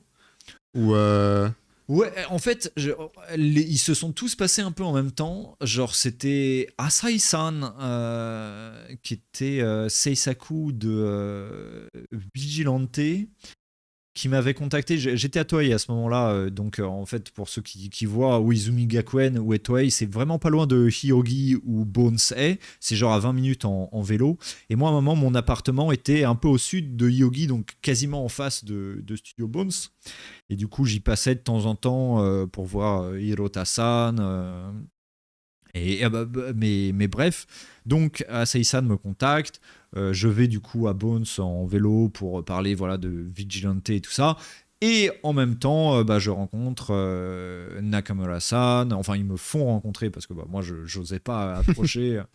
Mais les Japonais, les Seisaku m'ont fait allez, on va parler à Nakamura-san. C'est limite, s'ils m'ont pas embarqué, j'étais en mode mais je ne peux pas, je ne puis pas. Euh, Mais bon, du coup, c'est un peu là que je l'ai rencontré. En même temps, il y a Michibata-san, qui est du coup une de mes bonnes amies de Toei, qui était réalisatrice de plein d'épisodes sur lesquels j'ai bossé, dont le 1074, qui était le combat entre Luffy et Kaido. Et elle, il faut savoir qu'elle est très fan de Bakugo Katsuki. Et du coup, elle a réussi à être directrice sur l'épisode où Bakugo Katsuki revient à la vie. Et du coup, elle m'a dit, à nouveau dans ces termes, frérito, peux-tu me faire quelques plans? Je lui ai dit, bah, y a pas de souce, je te fais ça. Et du coup, bah, je me suis mis à bosser pour ce truc. Donc, c'était une autre opportunité, voilà, d'aller à Studio Bones. Donc, comme bah, j'allais voir Michibata-san, genre il y a un sushi en face enfin, vraiment pas loin de Studio Bones. Genre, j'ai été manger plusieurs fois là-bas avec Michibata-san, avec Hirota Koei-san, qui était voilà, aussi animateur et border sur l'épisode. Qui, typiquement, sur sa séquence de board, il était un peu en retard, du coup, je lui ai fait 3 plans. Bref, tout ça pour dire que pendant un peu cette période, entre Asai-san, Michibata-san, Hirota-san et du coup Nakamura-san que j'ai rencontré, euh, j'ai un peu voilà fraternisé avec les gens de Bones. Et du coup, genre, je crois quelques mois plus tard, bah, du coup, ils m'ont contacté en mode bah, Nakamura-san fait une séquence sur Gachakuta. Est-ce que tu aurais du temps et ben, Est-ce que t'as accepté parce que c'était Nakamura? ben, il y a quelques personnes, tu vois, où en tant qu'artiste, quand ils te disent qu'ils veulent bosser avec toi, tu vois, c'est un peu Destiny Calls, tu vois, tu ne peux pas dire non. Genre, Oila-san, ça en faisait partie. Genre, typiquement, Oila-san, j'ai fait la séquence que j'étais censé faire pour lui, mais derrière, il y avait un animateur qui s'était décommandé, du coup, il y avait une séquence où ils avaient absolument besoin d'animateur. Oila-san, il m'a dit, Vincent, est-ce que tu peux faire cette séquence? J'avais pas du tout le temps, mais parce que c'est Oila-san, genre, je ne pouvais pas refuser. J'ai dit, mais bien entendu, Oila-san. Tu t'es inventé du temps. Exactement, et j'ai réussi à le faire, donc. Et t'as réussi à. Enfin, pour revenir à Gachakuta, t'as eu un peu des retours de Nakamura ou pas du tout? Pas autant que je me serais attendu. En fait, il nous a laissé relativement free. En fait, Nakamura-san, ses boards, c'est un peu des espèces de rough anime, en fait. C'est pas spécialement. Alors, c'est bien dessiné parce que son trait est incroyable, mais c'est pas très poussé en termes de dessin. Mais en tout cas, c'est très spécifique en termes d'animation. Et ensuite, il dit, bah, par-dessus, tu rajoutes un peu ce que tu veux. Tant que le plan est bien, c'est OK. Et après, même en tant que Sakan, j'ai pas reçu tant de retours comme ça. Après, il faut dire que la plupart de mes plans, c'est soit juste Rudo qui est en mode soit des débris partout. Donc c'est vrai que c'est pas nécessairement le type de plan qui nécessite beaucoup de Beaucoup de retours corrections. ou de corrections dessus. Mais effectivement, je m'attendais peut-être à plus de retours de sa part, mais moi ça m'allait très bien. Ça veut dire que j'imagine qu'il me faisait confiance. Et moi ça me va. Ouais, bah, plutôt la confiance de Nakamura, c'est quand même, c'est quand même quelque chose, quoi. Bien sûr, ouais, j'ai même une photo super awkward. Je sais plus si j'avais raconté cette anecdote. En fait, un des jours où j'ai été le voir, c'était en fin d'été. Et juste avant, j'avais dû aller à Mitaka en vélo. J'avais fait un aller-retour au Izumi Gakuen où il y a Toei, Mitaka en vélo. Et ensuite, de Mitaka, j'avais dû aller à Yogi en vélo. Et il faisait super chaud. J'étais trempé de sueur. Et genre, vraiment, je sentais la sueur, quoi. Et genre, quand je parlais à Nakamura-san, tu vois, je me tenais un peu loin. J'étais en mode, bon, je veux pas trop qu'il sente l'enfer que je suis en train de vivre. Et à un moment, tu as un des producteurs qui fait il faut qu'on prenne une photo avec Nakamura-san et Vincento-san. Et du coup, ils ont dit allez, mettez-vous à côté, on va prendre la photo. Et moi, j'étais très stressé. Et d'un coup, je sens le bras de Nakamura-san, tu vois, qui me passe derrière et qui se pose là, tu vois. Et moi, et tu vois, du coup, il se met juste à côté de moi. Alors, bien sûr, j'avais ce truc où j'étais très honoré et tout ça, tu vois, qui qui se sentent suffisamment à l'aise et familiers pour faire ça. Mais en même temps, j'étais en mode, oh putain, je suis trempé de sueur, je suis dégueulasse, je suis puant comme pas possible. Et c'est à ce moment-là que j'ai Nakamura-san qui, tu vois, prend une photo avec moi. Du coup, il y a une photo super awkward, comme ça, où Nakamura-san, il me prend comme ça, et moi, je suis en mode... Une éponge de sueur. Et j'ai une photo comme ça aussi avec James Baxter, extraordinaire. Donc je collectionne les photos avec des légendes de l'animation où moi je suis extrêmement awkward. Donc c'est trop bien.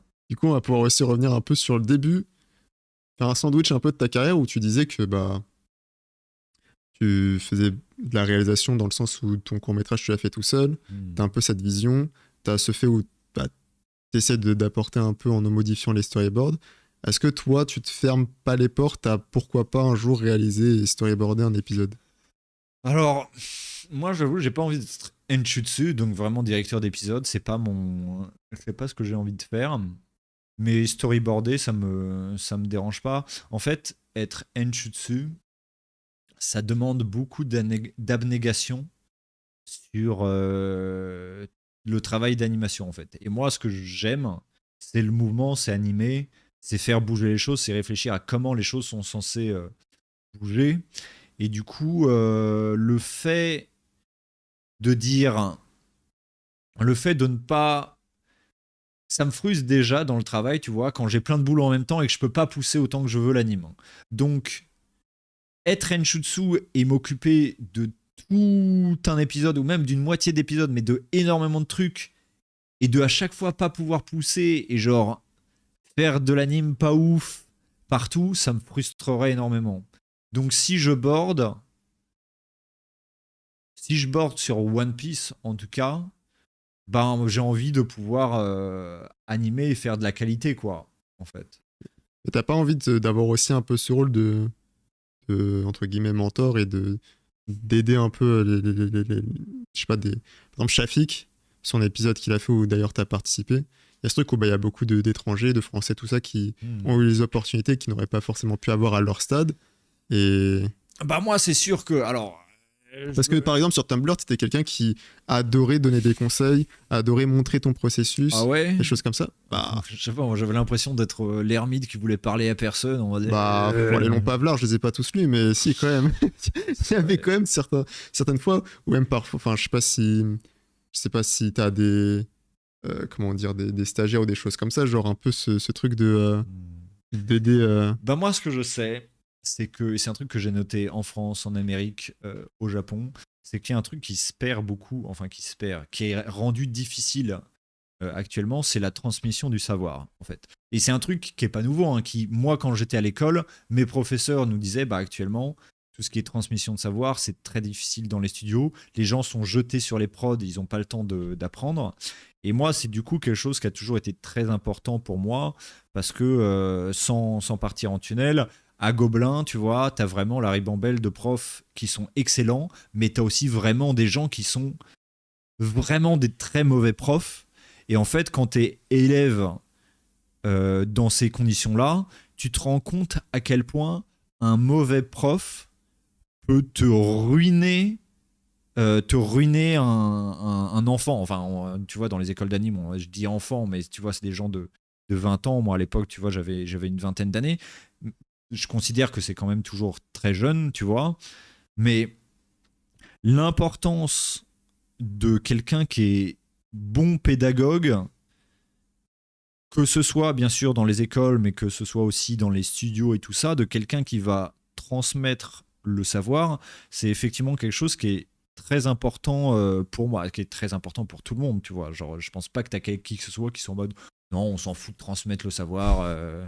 Alors vraiment, c'est un méchant de cartoon, tu vois, mais effectivement, moi, j'ai vraiment eu, enfin, tout le monde a déjà eu cette expérience d'avoir un prof qui était vraiment mauvais, qui était vraiment, vraiment nul, et de se dire, mais en fait, ce genre de personne, c'est pas ça qu'on veut.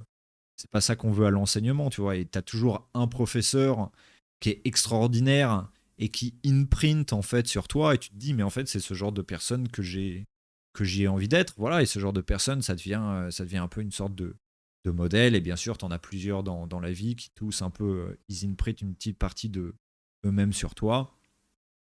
Et ça shape un peu la personne que tu deviens par la suite. Donc effectivement, moi j'ai eu des personnes qui m'ont transmis cette volonté de transmettre.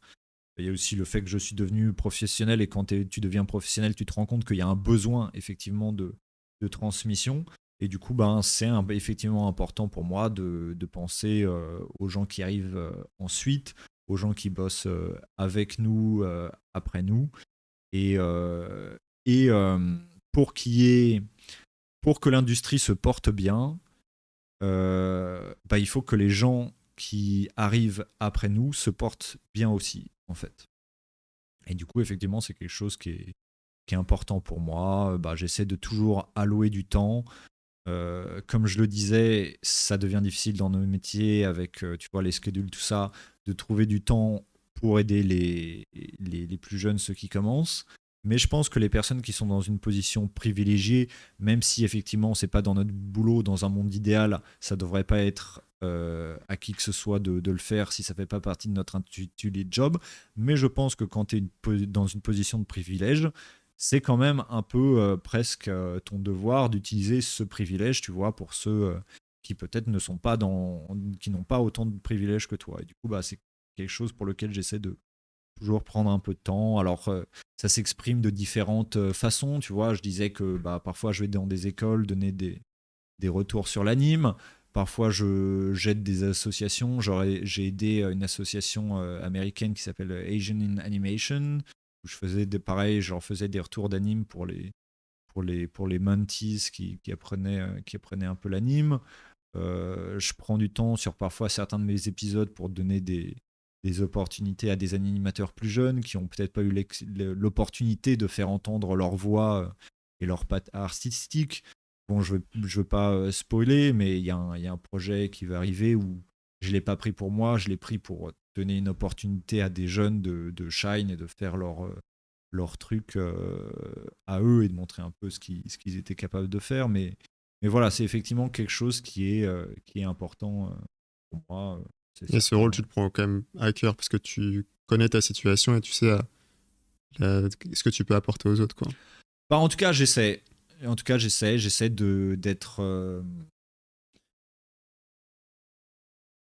d'honorer, tu vois, ceux qui ont fait ce travail pour moi, ceux qui sont. Ouais, cette passation de savoir, quoi, comme un relais.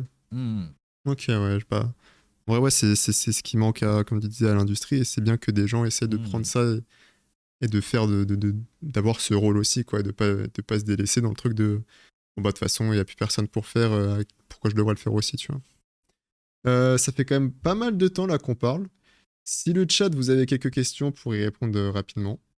Et moi, je vais du coup, en attendant qu'ils en posent, juste te dire est-ce que tu as rapide question sur tes projets futurs ou, euh, ou objectifs, si t'en as. Quels sont? Ouais, pardon, c'est une question. Ouais. Ah, ok, ouais, mes projets futurs, mes projets futurs. Là, j'ai plusieurs trucs qui arrivent. J'avoue que, en fait, cette année, j'ai pris tellement de boulot. Je me suis un peu auto-bait.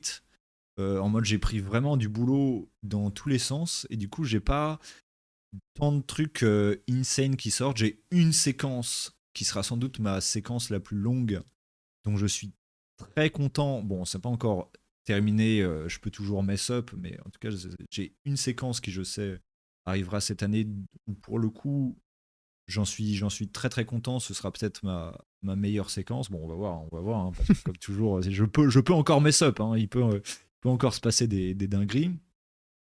J'ai une séquence où, encore une fois, je vais pas spoiler, mais c'est pas vraiment moi qui ai animé, mais en tout cas, je me suis essayé à un truc un peu différent, le fait de collaborer avec d'autres animateurs, animatrices. Et bon, ça, on va voir comment ça va rendre. J'ai bien sûr toujours One Piece, j'ai des épisodes de ci, de là. Mais bon, pour l'instant, on n'est pas encore à God Valley, donc pas non plus. Voilà, je fais du travail ok, de ci, de là. Euh, mais effectivement, cette année a été Très usante. très usante. Après, mes prochains objectifs, j'ai vraiment très hâte. Genre vraiment, j'ai très très hâte de God Valley sur One Piece. Je je suis toujours en réflexion, tu vois, sur comment va se passer, tu vois, ma prochaine année, tout ça. Là, ce que je suis en train de réfléchir, c'est je me demande, est-ce que genre l'année prochaine, genre, je me fais pas un tunnel de One Piece, parce que là, souvent, je fais des trucs tu vois, en dehors de One Piece. D'ailleurs, c'est à cause de ça que je dors pas, hein. Mais je suis en train de me dire, j'ai vraiment envie de tryhard la God Valley, de faire autant d'épisodes que possible. J'en sais rien, hein, tu vois, Ah ouais, je sais encore pas du tout, mais c'est un truc que c'est un truc qui te trotte, quoi. Là, je retourne au Japon à la fin du mois. En Je même temps, pense que le mois prochain, je vais être en discussion avec Aoki-san, avec les desks, et genre je vais brainstormer avec eux. Bon, qu'est-ce qu'on peut faire pour God Valley, tu vois, genre qu'est-ce qu'on peut préparer parce que vraiment ça me donne envie de fou. Après, en termes de projet, alors mais ça c'est vraiment dans le futur. J'en ai déjà parlé. Je sais que dans le futur, si jamais un jour je me lasse un peu de l'anime, j'aimerais bien, tu vas montrer un studio. Pourquoi pas aller à Hokkaido. Moi, j'adorais un petit studio d'anime à Hokkaido. Ce serait le rêve. Avec des potes, ce serait très sympa. Faire un show de Magical Girl au temps de Napoléon. Mama, la dinguerie. tout ce qu'on demande, en fait. Ouais. Tout ce qu'on demande. Je sais pas si c'est tout ce qu'on demande, mais en tout cas, moi, ça mélangerait deux de mes passions, les films historiques Moi, JK, ça me va, hein. et les Magical Girls. Moi, je prends, hein. Mais effectivement. Mais bon, ça, c'est vraiment du long terme. Parce qu'en fait, faire un studio, c'est comme, tu vois, être Renchutsu, tu vois, ça te demande de la négation. Et moi, pour l'instant, j'adore animer. Et j'ai envie d'animer plus. Ce qui, parfois, étrangement, vouloir animer plus m'empêche d'animer parce que du coup, comme j'ai trop de projets, je peux pas animer aussi bien que je veux. Mais effectivement, pour l'instant, j'ai encore envie d'animer un peu, quoi.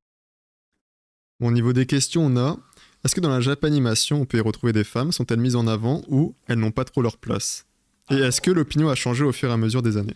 en termes de travailleurs ou en termes de personnages.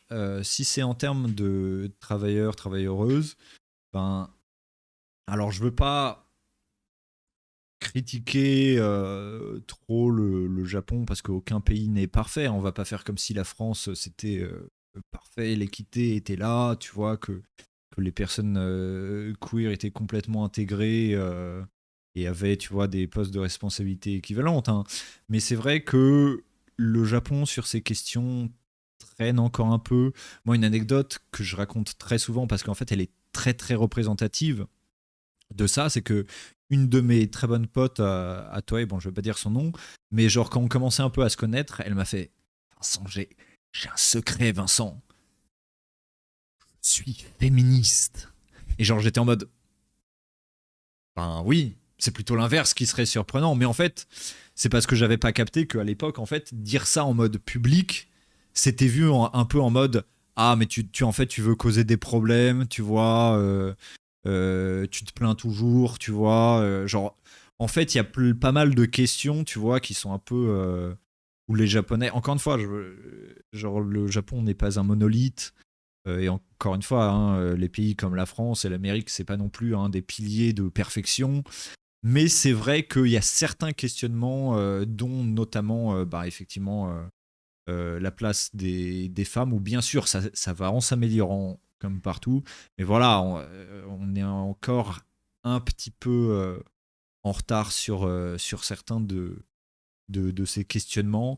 Maintenant, voilà, la vérité, c'est qu'il y a des artistes femmes, mais aussi, tu vois, non-binaires, trans, peu importe, qui sont vraiment des artistes extraordinaires et qui font parler d'elles, tu vois. Bien sûr, bah, on parlait tout à l'heure d'Ishitani-san, mais même à Toei, on a Michibata-san, on a Omoya-san, tu vois. Enfin, dans les Seisaku, on a Shiraishi-san, on a plein de personnes qui sont extrêmement créatives, productives, et vraiment qui ont un futur radieux devant elles.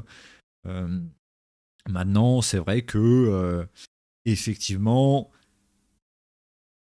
ça peut être mieux, tu vois. Encore une fois, je veux pas être trop négative, mais on sait comment est la France et il faut se dire que bah voilà, le Japon à ce niveau-là est encore un peu en retard, même en comparaison à la France, quoi. Donc Mais voilà, ça n'ôte rien au fait qu'il y a quand même des artistes extraordinaires et que naturellement, plus le temps va avancer, plus ben, on va entendre leur voix et elles vont faire entendre leur voix.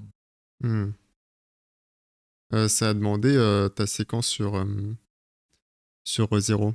Comment c'était niveau storyboard, deadline, liberté? Celle de la saison 3. Ouais. Ouais. Non, c'était très bien que je me rappelle.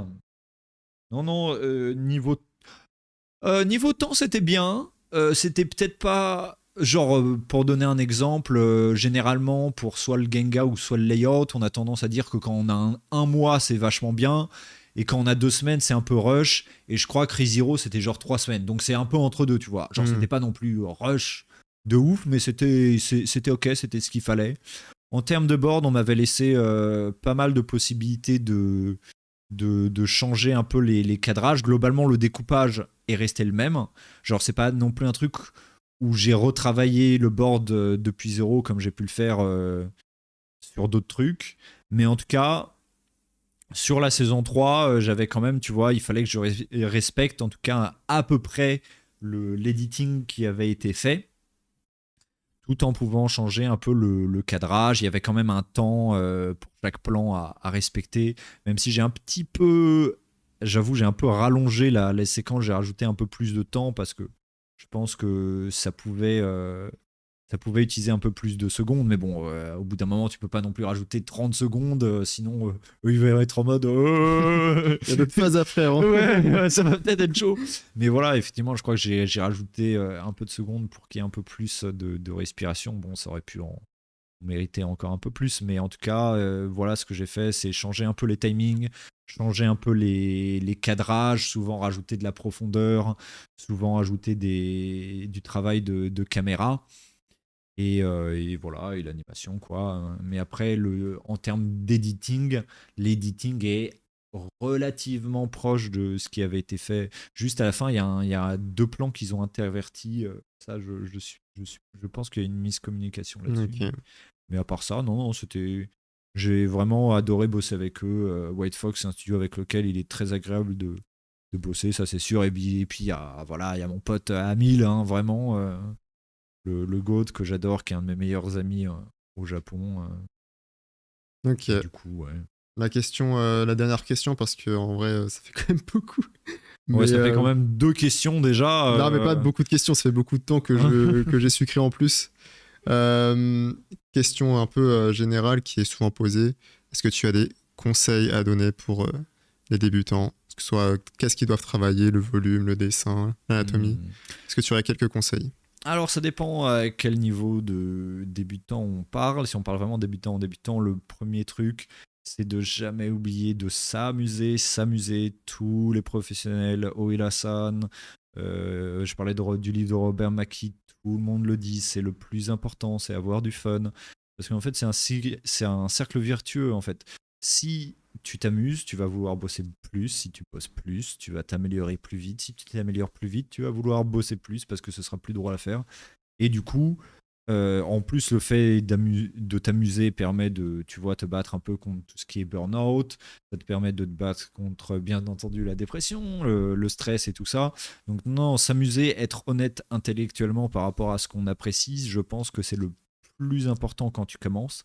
Après, quand tu commences à emmagasiner, tu vois, un certain nombre d'heures de travail et que tu commences à entrer un peu dans le moment où tu deviens à l'aise avec ton process, là, il faut commencer à se poser un peu et réfléchir et ajouter un temps de réflexion par-dessus son travail.